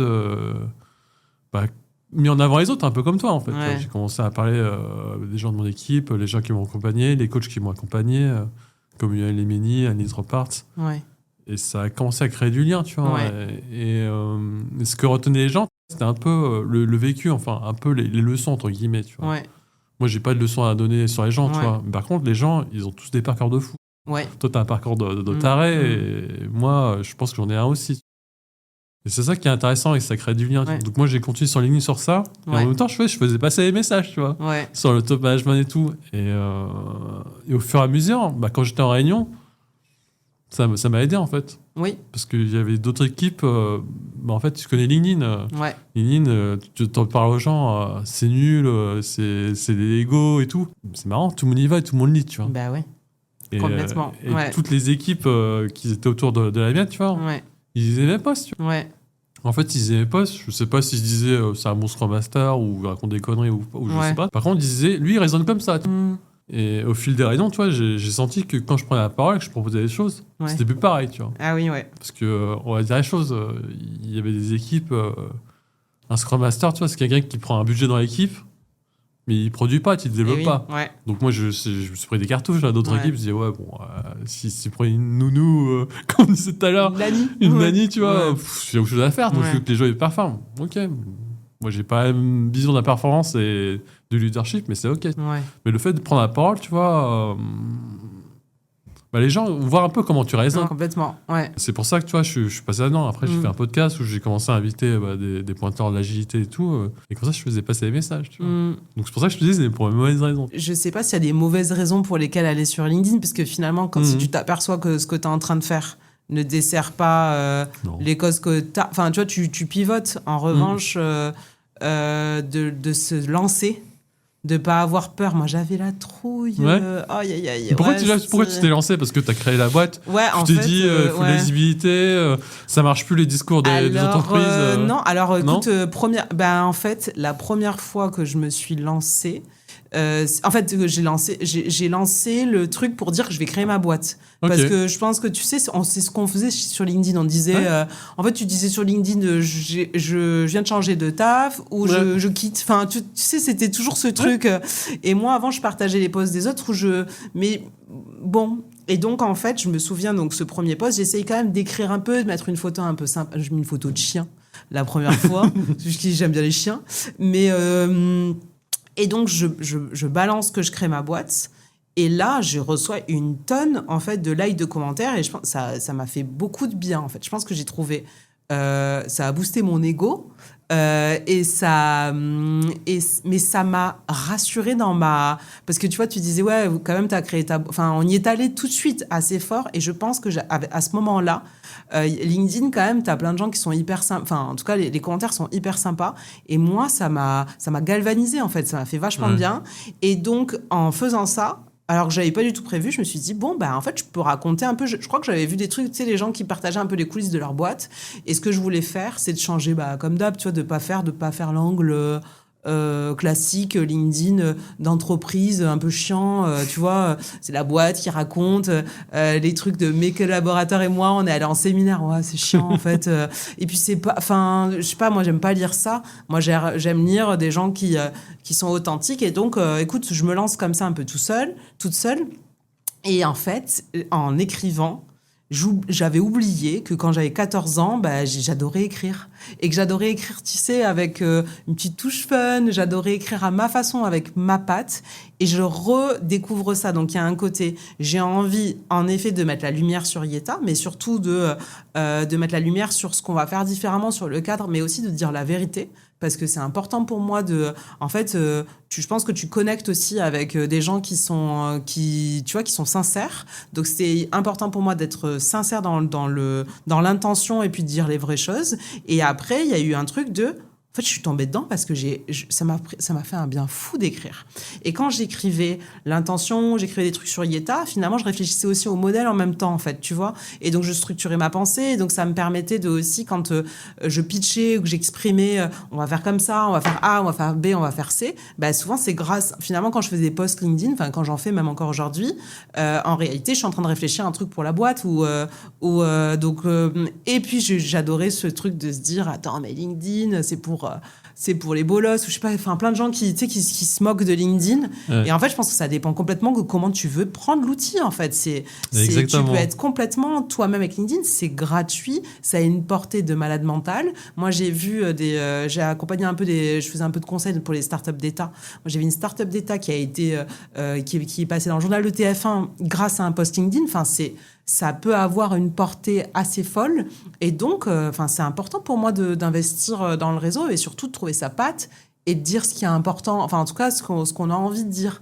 Donc, non, moi, ça a été pour moi un déclencheur de plein de trucs, de plein de rencontres. Regarde, on se rencontre aujourd'hui grâce à LinkedIn, en fait, en réalité. Alors, on avait des gens en commun, bien entendu, mais le connecteur, c'est quoi, en fait, dans tout ça? Donc, non, trop chouette. Non, mais outre LinkedIn, Internet... Vraiment, le truc que j'ai appris, c'est la capacité des gens à t'aider, en fait. Ah oui, ouais. C'est quand tu postes en ligne, j'ai jamais eu autant d'aide, tu vois. Au départ, tu te dis, non, mais c'est Internet, faut pas tout raconter, faut pas être trop vulnérable. Putain, mais quand tu comptes, à chaque fois que je demande de l'aide, c'est un truc de fou, mais tu vois. Mais les gens, ils veulent être utiles. Bah oui, c'est ça. Les gens, ils veulent être utiles. Et en fait, quand ils le sentent que t'es bardé de bonnes... Enfin, je pense que t'es bardé de bonnes intentions. Tu sollicites de l'aide et les personnes, elles veulent être utiles. Bon, jackpot, en fait. Enfin, finalement, les trois associés et puis le fait que tu te sois dévoilé. En fait, t'es vulnérable, tu te connectes, en fait, à l'autre. Donc, en fait, ça génère un truc chouette. Mais moi, je me suis jamais fait dézinguer sur une fois, un ou deux. Sur LinkedIn, après, je suis pas allée sur des... Enfin, si, il y a des trucs que j'ai tendu le bâton pour me faire battre sans faire exprès. Parce que quand t'écris au début... T'avais posé ça, quoi. Non, mais tu sais, en fait, t'écris au début et tu te rends pas compte que des fois, tes phrases... tu les as pas bien écrites, en fait. Donc, il y a un double sens. Oui. Il y a un double sens et tu te relis et tu te dis, ah purée, c'était pas terrible, ça. Mais bon, c'est le jeu, en fait. Et puis là, j'ai l'équipe qui a créé un truc sur GPT, tu sais, genre je sais pas comment on appelle ça, un bot, où en fait, ils nous ont créé un truc où on peut écrire avec le tone of voice Yeta. Parce qu'ils m'ont dit, ouais, ça peut t'aider pour écrire la newsletter, les posts LinkedIn et tout ça. Et en fait, moi, j'ai essayé d'utiliser un peu, mais je perds tout le plaisir d'écrire. Donc, ça n'a aucun sens. Donc, je le fais pas parce que l'écriture, pour moi, est devenue aussi quelque chose qui me fait du bien dans mon quotidien. Donc, je prends du temps. Et donc, au début, je le prenais pour moi, en tant que moi. Et maintenant, je le prends pour l'équipe. Donc, ça, c'est génial. Donc là, j'aide plutôt les membres de l'équipe, ceux qui en ont envie, à écrire à leur tour. Parce qu'en fait, je pense que ce dont j'ai envie, c'est un peu ce que tu disais tout à l'heure, c'est valoriser. Déjà des expertises, mais peut-être aussi c'est déclencher cette petite flamme de « Ah, mais moi aussi, j'aimais bien écrire quand... avant. » Et en fait, avec le boulot, parfois, tu le perds. finalement. Exactement. Et puis, tu peux te reconnecter à des trucs que tu aimais bien faire. Et maintenant, je le fais plutôt dans ce sens-là, quoi. Ouais. Bah, comme tu disais, c'est le côté créatif des gens. Ouais, clairement. c'est créatif et puis c'est. Alors, je sais pas si c'est que de la créativité, c'est aussi. Je pense que ça aide beaucoup à structurer en Les fait. idées, ouais. Les idées parce que des fois on le voit des fois dans Mm. nos discussions. Tu sens qu'il n'y a pas de colonne vertébrale en fait. Tu vois, tu Mm. t'es pas. Et en fait, ça parfois. Moi, je suis beaucoup là-dedans. On commence à discuter, ça part partout, et puis en fait, tu perds ta colonne, et en fait, t'es moins impactant parce que en fait, tu reviens pas sur le sujet, sur lequel t'étais. Et donc, pour moi, de pouvoir dire, attends, 1, 2, 3, qu'est-ce que tu penses en 3 trucs, ça m'a fait ça m'a fait du bien, et je pense que ça me rend aussi plus percutante en fait, à l'oral, à l'écrit. Enfin, c'est important. Non, mais on est aligné. Hein. Je t'avais dit au début du podcast, on a plein de choses en commun. Pareil. Ah oui, si. Mais clairement, tu vois. Enfin, moi, c'est ça. Ouais. Déjà, ça m'a permis de mettre mes idées au clair. Forcément, on a toutes c'est pas clair dans la tête de tout le monde. Non, c'est pas clair, non. Donc déjà, il y a ça, le fait de partager et t'affrontes ton regard des autres et tout. Au final, au départ, comme tu disais, quand tu cliques, c'est chaud, tu vois. Ouais. Après, si les gens qui t'apprécient pas, ou qui t'aiment pas, ou qui pensent que t'es un escroc, ou ils aiment pas, bah, de toute façon, t'as pas envie de bosser avec eux. Donc c'est ok, tu vois. Ouais, Par contre, tu peux attirer des personnes qui pensent comme toi, mais que t'as pas encore rencontrées. Ouais. Et ça, je trouve ça génial. Et t'en attires plein. Et nous, en fait, ça nous crée beaucoup avec les candidats, pour le coup, tu vois. Ouais, en aussi, fait, du coup, bah, les discussions qu'on a, elles sont tout de suite deep. Parce que finalement, vu qu'on a dévoilé un peu beaucoup de choses, bah, du coup, c'est pour ça un peu, je pense qu'en retour, j'ai des personnes qui se confient. Puisque, en fait, moi, j'ai dit des trucs sur nous, j'ai mis les pieds dans le plat. Et en fait, et c'est génial. En fait, en retour, ça génère des conversations hyper authentiques, très sincères. Ouais. Et j'ai rarement vu ça. Et donc, grâce à tout ça, tu te dis, purée, le jeu en vaut la chandelle, en fait. Ouais, le fait de prendre du temps. T'as raison, hein, moi, je le vois dans mon quotidien. Tu vois, il y a des choses où je suis pas bon, il faut que je m'améliore. Il faut être transparent, tu vois. Il faut faire du reporting, il faut dire sur les sujets sur lesquels tu travailles. Par contre, moi, il y a des sujets, comme tu disais, où des fois, j'ai des gens de mon équipe, ils me disent des choses, tu vois, un peu perso, un peu chaud. Ça, tu vois, je peux pas communiquer ça. Ouais. Mais d'un côté, tu vois, ça me dessert parce que du coup, je peux pas dire au manager ou les gens à qui je dois rendre compte que, tu vois, il y a des dingueries que je gère, tu vois, en off. Mais c'est pas grave. Parce que je sais que ça servira à l'équipe, à la personne. Elle se sentira mieux déjà à l'instant T. Et je sais que à T+1, elle en rendra 10 000 pour moi et aussi pour l'équipe. Et pour moi, tu vois, c'est le bon calcul. Ouais. Mais clairement, tu peux pas le partager, tu vois, au départ. Bah oui, c'est compliqué. Mais c'est normal, tu vois. Bien sûr. Au départ, moi, ça m'emmerdait parce que je me disais, putain, peut-être que je passe sur les bons sujets, mais du coup, je peux pas en parler.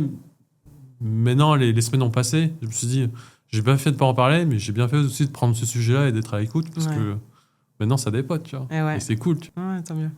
Dernière partie, hein. Allez, Walline, allons-y. C'est une journée fait des plus de 24 heures. Qu'est-ce que tu ferais? Je me formerais plus. Comme moi, en fait. Ouais. Tu veux former sur quoi? Bah là, tu vois, en ce moment, j'ai plus envie... Là, donc, avant Yeta, j'avais jamais fait de marketing. Et en fait, tu vois, là, typiquement, même créer un podcast, je kifferais. Voilà, il y a plein de choses, j'arrive pas. Et là, j'étais un peu deg parce que, tu vois, là...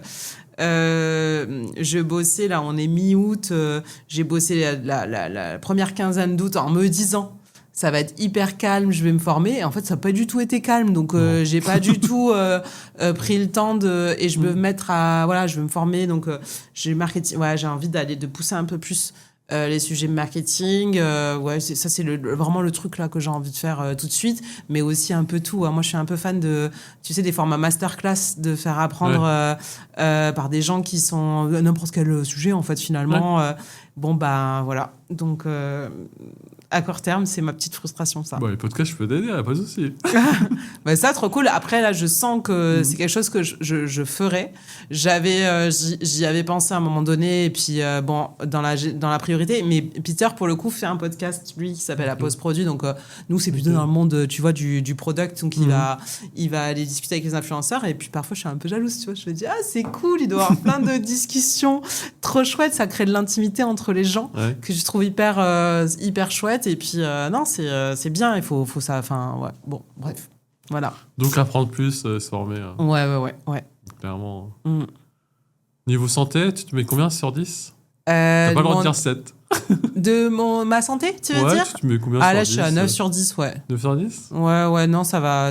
Après, je fais très attention. Là, depuis Yeta, en fait, je fais beaucoup plus attention qu'avant parce que un peu ce que je te partageais sur mes émotions pour le coup. Autant je me sens bien, je dors bien, etc. Autant je sens que j'ai beaucoup plus de pics d'émotions. Donc en fait, je fais beaucoup plus de sport. Je fais attention à ce que je mange. Tu vois, de tout ça, je fais beaucoup plus attention parce qu'il faut que je sois plus solide. Enfin, je sens que je dois me sentir. Enfin, c'est important que je me sente bien tout le temps. Et là, touche du bois, c'est le cas. Donc non, Enfin, j'essaye de prendre le plus de soin de moi possible, quoi. Tu fais quoi? Tu fais du sport? Tu fais quoi comme sport? Ouais, je fais pas mal de sport. Je fais du cross-training. Avec l'équipe, là, on fait des cours de boxe. On y va ensemble un peu, là, on se régale. Ouais. On fait, tu sais, des trucs de boxe un peu en mode bootcamp. Okay. Donc, on se fait un peu crier dessus. Moi, j'adore ça. Alors, tu vois, au sport, autant je déteste ça en entreprise, autant au sport, mais je me régale, quoi. Oui, je pense que j'ai un vrai besoin, tu sais, mais je pose mon cerveau, engueule-moi. Et tu vois, et moi j'aime bien ça en fait. Pour le coup, on transforme un peu le truc, quoi. Donc ça, j'essaye de courir, renforcement musculaire, enfin un peu tout, et du yoga, des trucs un peu plus reposants, pas méditation parce que ça j'accroche moins, mais yoga. Et j'essaye, là, c'est 5-6 séances par semaine quand même, tu vois. Quand même. Ouais, j'arrive à le mettre dans mon quotidien. Ouais, le matin, quoi, 7 heures. J'essaie de le mettre dans mon quotidien. Ça me fait vraiment un bien fou et ça me permet de libérer mon énergie. Et surtout aussi, à chaque fois quand même que je vais au sport, que j'ai un truc en tête, là, tu vois, que j'arrive pas à résoudre. Il y a quand même... ça me permet de... J'ai un souvenir comme ça pendant le Covid. J'arrivais pas à résoudre un truc, là, un tableau Excel, je sais plus ce que c'était ce truc, ça m'énervait. Je suis allée courir à 16 heures, tu sais, le truc qui t'arrive jamais, machin, mais je sais pas, j'en avais besoin. Et pendant que je courais, en fait, j'ai trouvé le truc du fichier. Je me suis dit, mais oui, mais c'est sûr, en fait, hein, de partir, revenir. Et le sport a cet effet-là sur moi. Et même le fait de faire moins d'heures de travail effectif. Parce que moi, j'étais habituée à des grosses, des grosses tranches horaires. Je commençais à 9h, je finissais à 20h. Là, maintenant, j'ai réduit. Ça fait longtemps que j'ai réduit. Parce que, en fait, au bout d'un moment, les tâches sur lesquelles je travaille, je peux pas. Mon cerveau, en fait, il peut plus. Il s'arrête. Mais ça me fait un bien fou parce que de reprendre du temps, de se mettre off, ok, tu te remets les idées en place, c'est important. Ouais, je suis d'accord avec toi. Hein. Moi, cette année, comme je me suis lancé, j'avais beaucoup de stress. Ouais. Et des fois, tu te fais des films. Mais c'est comme ça. Ouais. Moi, il y a deux choses qui m'ont aidé. C'est déjà prendre un coach sportif. Ah oui, t'es un coach, toi. Du coup, comme tu disais, ça me faisait rire quand tu disais, moi, j'ai pas envie qu'on me gueule dessus. Ah oui. Par contre, j'ai envie de faire des trucs qui sont durs. Ah ouais. Et du coup, j'ai pris un prof d'haltérophilie. Ah purée, ok, ouais. Tu vois, tout le monde me dit... mais tu faisais du sport avant de manière... J'allais à la salle, mais je faisais rien dans la salle, en fait. Oui, c'était vraiment pour me donner bonne conscience. Mais tu sais, j'écoutais des podcasts, je préparais la mise en scène podcast. Au final, c'était ma femme qui me disait, t'as pas utilisé ta serviette, en fait. Je me suis dit, mais t'as raison, en fait. Ça suffit, tu vois, il faut que je fasse du sport, du vrai sport. Mais c'est pas grave, dur d'aller à la salle. Non, mais c'est trop dur d'aller à la salle tout seul. Moi, je trouve que j'ai jamais réussi à faire ça. C'est ça. Des fois, tu sais pas quoi faire, en fait. Et donc, t'es là, tu te balades entre les différents trucs, là. Ouais, bon. Donc, tu vois, j'ai pris un prof d'haltérophilie. Et alors franchement, au bout du temps, à chaque fois, je suis mort. Moi, au départ, j'avais l'addiction sur les jeux vidéo. Ouais. Donc, à chaque fois, je jouais tard. Une fois que tu fais une séance d'1 heure où tu as soulevé des poids, là, tu peux plus, tu vois. Enfin, t'es sûr de dormir tôt, c'est sûr. Ah, bah oui. Donc, ça, c'est cool. La claque. Ça a résolu le problème du sommeil. Oui. Aussi du stress, parce que ça se dépense. Ouais. Et ça change tout, tu vois. Ah, bah, t'as raison, c'est vrai que le sommeil, je sais que Peter, il dort très mal pour le coup. Bon, après, il est blessé. Donc, il peut plus faire de sport. Et en fait, non, moi, c'est vrai que je pense que je me mets aussi des petites claques pour... Je dors hyper bien. Hein. C'est très rare que je me réveille. Ça m'arrive de réveiller à 5 heures, c'est vrai. Ça arrive. Mais ça arrive à tout le monde, ça, je pense. C'est pas un truc d'entrepreneur, en fait. C'est un truc d'anxiété globale, quoi. Enfin... Et de lune, non? Ouais, je sais pas. Ouais, c'est pas trop mon délire, mais... Non plus. On me dit, non, mais attends, c'est la pleine lune. Ok, ça doit être ça. Il y a ça, donc le sport, avoir un coach sportif qui te permet de... Ouais. En plus, moi, j'ai fait ligament croisé des 2 genoux, Ah, ok. accident, scooter et aussi tennis. Ah, purée, ok. Donc, ça me permet, tu vois, avec mon prof, c'est pas je vais faire le crossfit ou je vais faire les JO, tu vois. Par contre, là, on travaille vraiment sur comment remuscler tout ça et ça, c'est cool. Ah, c'est chouette, ok. Donc, ça, c'est le premier truc. Et le deuxième truc, c'est de parler à quelqu'un, en fait.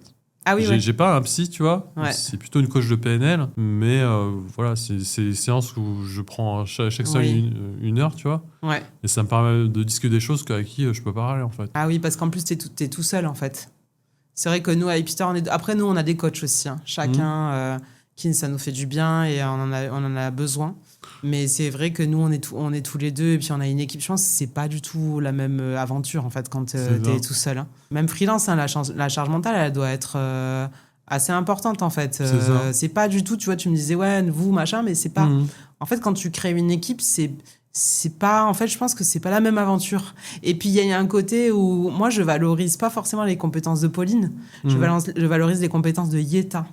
Ouais. Et je pense que ça change un peu dans le truc. Parce que moi, la marque... Yeta, c'est pas Pauline. Oui, enfin, ça l'est, mais ça l'est pas, en fait. Donc, c'est plus facile. Tu sais, tu t'extrais le truc de... En fait, je vends pas ma marque personnelle, en fait. C'est plus compliqué. Non, il y a ça, mais le truc que j'ai appris, c'est qu'au départ, je faisais ces séances-là pour parler un peu des problèmes et du stress et tout. Ouais. Là, depuis 3 mois, ça va mieux. Mais en fait, ça me fait du bien de parler à quelqu'un qui a un regard extérieur quand ça va bien, en fait. Ah oui, ouais. Et c'est pour ça que, tu vois, j'avais fait Qu'est-ce que ça t'apporte, quand ça va bien? Tu vois, j'ai fait une grosse pause sur LinkedIn et sur le podcast. Ouais. Parce que déjà, le podcast, je voulais plus utiliser ma thune perso. Ah oui, les gens ne savent pas, mais pendant 2 ans, je disais mes ça fonds t'a perso, ruiné. tu vois. Ça m'a ruiné. J'étais capable d'acheter des PlayStation 5 ou des Jordan, tu vois. Pourquoi je peux pas investir sur long terme sur ce genre de projet? Ouais, complètement. Donc au final, non. Ouais. Mais par contre, je voulais que la trésorerie avance pour réutiliser le podcast, utiliser l'argent de ma boîte, en fait. Ouais. Donc, comme tu t'as dit tout à l'heure, toi, quand tu parlais de trésorerie et tout, au départ, moi, c'est pareil. Ouais.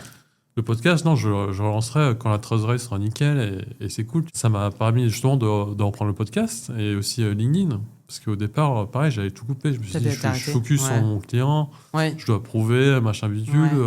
Je reçois les lettres de l'URSSAF et des impôts, mise en demeure parce qu'il y a erreur de je sais pas quoi, tu vois. Enfin, moi, c'est nouveau pour moi, ce genre de truc. Donc, quand on parle avec des gens comme toi, qui j'ai d'envoyer, ça fait rire, tu vois. Et moi, ça me fait pas rire. Ça, moi, ça me fait pas. J'ai fait 20 ans de salariat. Non, mais parce que je sais, tu vois, ça fait partie du job, en fait. Et moi, j'avais pas l'habitude de ça. Mais tu vois, maintenant, le fait de parler à quelqu'un, ça permet de construire l'après, tu vois, les choses qui vont bien. Oui, c'est bien. Ouais. Donc là, j'ai repris le podcast, je reprends LinkedIn. Et comme je t'ai dit, là, j'ai dit devant tout le monde, je vais me faire un alliage, je vais chercher une bonne formation pour pouvoir automatiser. Ouais, parce que il ça faut fait le aussi, dire. Bon, voilà, ça y est. Je me forme. Je fais de l'haltérophilie. Non, ça, je ne le ferai pas, Christophe. Mais tu vois, en plus, moi, sur l'IA, c'est vraiment pas pour avoir, comment dire, pour utiliser ChatGPT ou Grok, tu vois. C'est vraiment comment je peux automatiser des choses que... Oui, complètement. Tu sais, automatiser les factures, automatiser le t'as plein de trucs que tu peux faire, bien sûr. Il y a plein de trucs, tu vois, mais je prends pas le temps. Ouais. Donc, puis ça évolue tout le temps, donc en fait, ça se trouve... il y a tous un truc... on a peut-être tous un truc de... Attends, là, ce que je vais faire maintenant, en fait, ça va changer dans une semaine. Enfin, ça va être tellement très vite. Mais bon, mieux vaut prendre le train tôt que tard. Enfin, là, il faut expérimenter, quoi. Pour revenir un peu sur le sujet, non, t'as jamais pris un psychologue ou quelqu'un comme ça? Si, j'ai fait... En fait, j'ai des coachs depuis... mais c'est par hasard, en fait. Enfin, par hasard. Tu sais, c'est des potes qui se forment au coaching et qui te disent, en fait, dans mon truc, il faut qu'on prenne... tu sais, genre en test, machin. Et puis, donc, j'ai un peu... Alors, quand j'étais avant chez Binex, t'avais beaucoup de coachs. Donc, tu vois, finalement, de manière un peu déguisée, je voyais un peu des trucs de coaching et tout ça. Et donc là, les coachs que j'ai rencontrés, donc qui étaient plutôt en formation, m'ont donné envie de creuser le sujet, mais ça fait partie comme des sujets de formation. En fait, c'est illimité, tout ça. Donc, entre s'intéresser à tout ça, moi, c'est des sujets qui me passionnent d'en parler avec les gens, de lire des bouquins. Et le coaching, enfin, être coaché et voir un psychologue ou un psychiatre, enfin, peu après, je pense que... Et la série, là, m'a bouleversée. On m'en avait parlé en thérapie. pas si tu l'as vu sur Non. Arte. En fait, la série, tu vois le quotidien d'un thérapeute, en fait. Ok. Et je trouvais ça extraordinaire. Et tu vois, un patron d'entreprise, en fait, ça m'a fait marrer parce qu'il y avait plein de trucs qui résonnaient. Et avant, ouais, j'y pensais pas, en fait, en étant salarié, parce que, en fait, je ressentais pas le besoin. Et c'est vrai que là quand même, avec Keita, un peu plus. Mais je me suis plus réfugiée dans le sport, pour le coup, tu vois, moi. Ok. Ça marche. On a à la fin. Est-ce que j'ai le temps pour une dernière question? Je vais juste Ouais. parler un peu de voyage. Ouais. C'est quoi les voyages qui t'ont marqué là? Ah, bah écoute, j'étais à Los Angeles là en février. Et en fait, je suis allée à Palm Springs, Ok. qui est une ville que je trouve extraordinaire et qui me fait un effet toujours. C'est pas la première fois que j'y vais. Ouais. Ouais, c'est des vides, t'as des endroits un peu suspendus. Tu sais, t'as l'impression soit tu as déjà vécu avant ou j'en sais rien. Et je ressens à chaque fois que je vais là-bas une espèce de liberté, de bien-être. Un truc assez hallucinant, ouais. Un truc qui me fait du bien, qui est chouette. Donc ça là, c'était cette année. Et puis alors, je sais pas si c'est un voyage, mais là, j'ai un petit truc en ce moment avec Biarritz, là. Je vais pas mal à Biarritz en ce moment, ouais, parce que je m'y sens bien aussi. Pour tout autre... je sais pas, j'ai l'impression, et pourtant, il y a certaines villes qui m'appellent un peu plus, et là, je commence à connecter avec ces endroits-là, et ça me fait du bien. Donc, ouais, ça, en tout cas, si je parle à chaud, mais ça, tu vois, si les journées faisaient plus de 24 heures, typiquement, ou si j'avais un super pouvoir, aller pouvoir découvrir le monde, et ouais, non, ce serait trop bien, quoi. Mais je suis comme toi, en fait. Au départ, quand j'étais jeune, j'aimais bien découvrir de nouvelles choses, donc j'allais à droite à gauche. Ouais. Maintenant, j'hésite pas à retourner dans des endroits où j'ai bien aimé parce que, je sais pas, il y a un truc. Tu vois. Et moi, j'ai la même chose. En France, tu vois, tu me disais Biarritz, moi, j'ai Saint-Malo. Ah, tu vois, ouais. Tu vois, j'ai mon pote Johan Lémini qui est breton, il me dit, bon, Saint-Malo, c'est... Ouais, c'est random, quoi. Tu vois, c'est trop connu, tu vois, il y a des endroits meilleurs dans la Bretagne. Mais toi, c'est Saint-Malo. Moi, je trouve que je suis allé 4 fois, tu vois, avec ma femme. Connect. 4 fois en 3 ans. Ouais, je comprends. Parce que, je sais pas, ça me fait du bien. Ouais, je comprends. On a les petites routines, les restos, la marche devant la plage, tu vois. Ça me fait du bien, tu vois. On vieillit, quoi. Tu penses? Mince. Je sais pas, mais moi aussi, je fais souvent ça. Et puis, je me dis, mince, attends, je vais 3-4 fois dans les mêmes endroits. Et en fait, j'ai un côté FOMO, tu vois. Je me dis, merde, attends, tu fais 3-4 fois, mais vous allez dans un endroit que tu connais pas. Et de faire un truc que t'as jamais fait, oui, mais alors, j'essaye ça aussi, tu vois. Ça, c'est les trucs sur lesquels je lâche prise. Je fais ce que je veux, c'est OK. C'est genre, arrête de vouloir toujours faire plus, quoi, tu vois. Donc, non, mais ouais, c'est marrant. Ouais, je sais pas, j'ai l'impression que c'est la même chose pour les séries télé, tu vois. Il y a des séries télé, j'aime bien en voir plusieurs fois ou de regarder des nouvelles, tu vois. Ouais, je sais pas si c'est la vieille. Mais tu sais, ils disent ça, je sais plus qui c'est qui disait ça, un influenceur, enfin un mec hyper smart, qui disait, en fait, au lieu de lire 500 bouquins, c'est quand même un peu plus smart d'en sélectionner 3 qui sont extraordinaires et de relire. En fait, c'est 3 mêmes parce qu'en fait, potentiellement, on les oublie en plus, les livres. Et les Surtout livres... quand ils sont mauvais.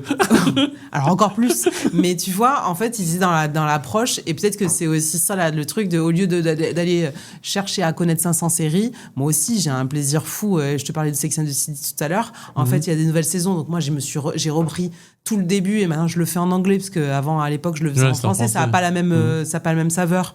Et en fait, je me suis régalée parce que l'âge que j'ai aujourd'hui et l'âge que les nanas avaient en fait quand je regardais quand j'avais 15 ans, et donc en fait j'arrive plus à imaginer que c'était pas la même époque, la même enfin c'est génial, je me suis régalée.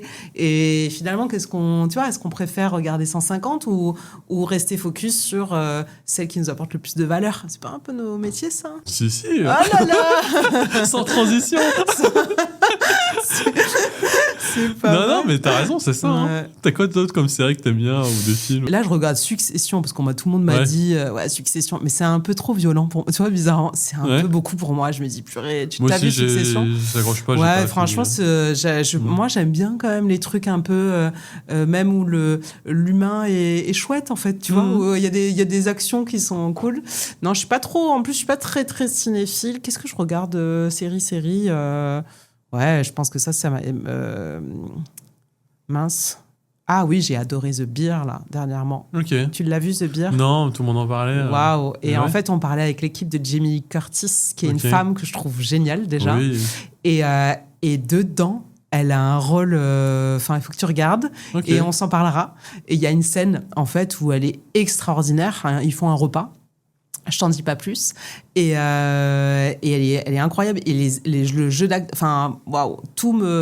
Cette série, tout fait sens pour moi. Non, il faut que... Enfin, je pense que ça va te plaire. En fait, il y a beaucoup de sincérité, d'authenticité. C'est dans la cuisine. Enfin, c'est assez chouette. Ça marche. Bah, c'est noté. Mm. Bah, écoute, Pauline, on arrive à la fin du podcast. Mince. Si, C'était cool. bon, Ouais. tu reviendras pour un prochain épisode. Ouais, grave. Y a pas de Avec problème. plaisir. Si on veut discuter avec toi, bosser avec toi, on te retrouve où? Enfin, je pense que les gens l'ont compris, mais... Ouais, mais oui, sur LinkedIn, hein, du coup, non, on est pas mal. Je réponds, non, je dis ça. En fait, je commence à avoir pas mal. Je passe à côté de messages quand même sur LinkedIn. Mais donc oui, Pauline Egea LinkedIn ou par mail, pauline.egea@ieta.fr. YEITA. Ça marche. Tu pars en vacances, là? Ça y est, demain. Tu vas Demain, où, déjà Christophe. Tu veux? Là, je vais demain, je vais au Cap Ferré. Je fais Ok. des vacances un peu bourgeoises là cette année. Je fais Cap Ferré, Île de Ré, et après l'année, tu vois, je fais je change un peu de style en fonction du moment. Donc là, c'est le côté été, comment on dit, été beau, non pas bobo, été un peu bourgeois. Ouais, mais tu vas te reposer. Tu vas Oui, couper un oui, c'est peu. surtout non, il faut que je coupe là 2 semaines, Ouais. ça va être chouette. J'en ai absolument besoin. J'espère que j'ai pas dit trop de bêtises. Parce que là, c'est Non. ça, je craque, je suis fatiguée. Bah, merci à toi, Pauline. Merci Christophe, Je savais c'était super bien. que tu serais une bonne cliente et Ouais. bah, c'est cool qu'on se voit enfin, tu vois. Bah Donc, oui, c'était trop chouette. Ouais. bah, merci à toi et à bientôt. À bientôt. Merci.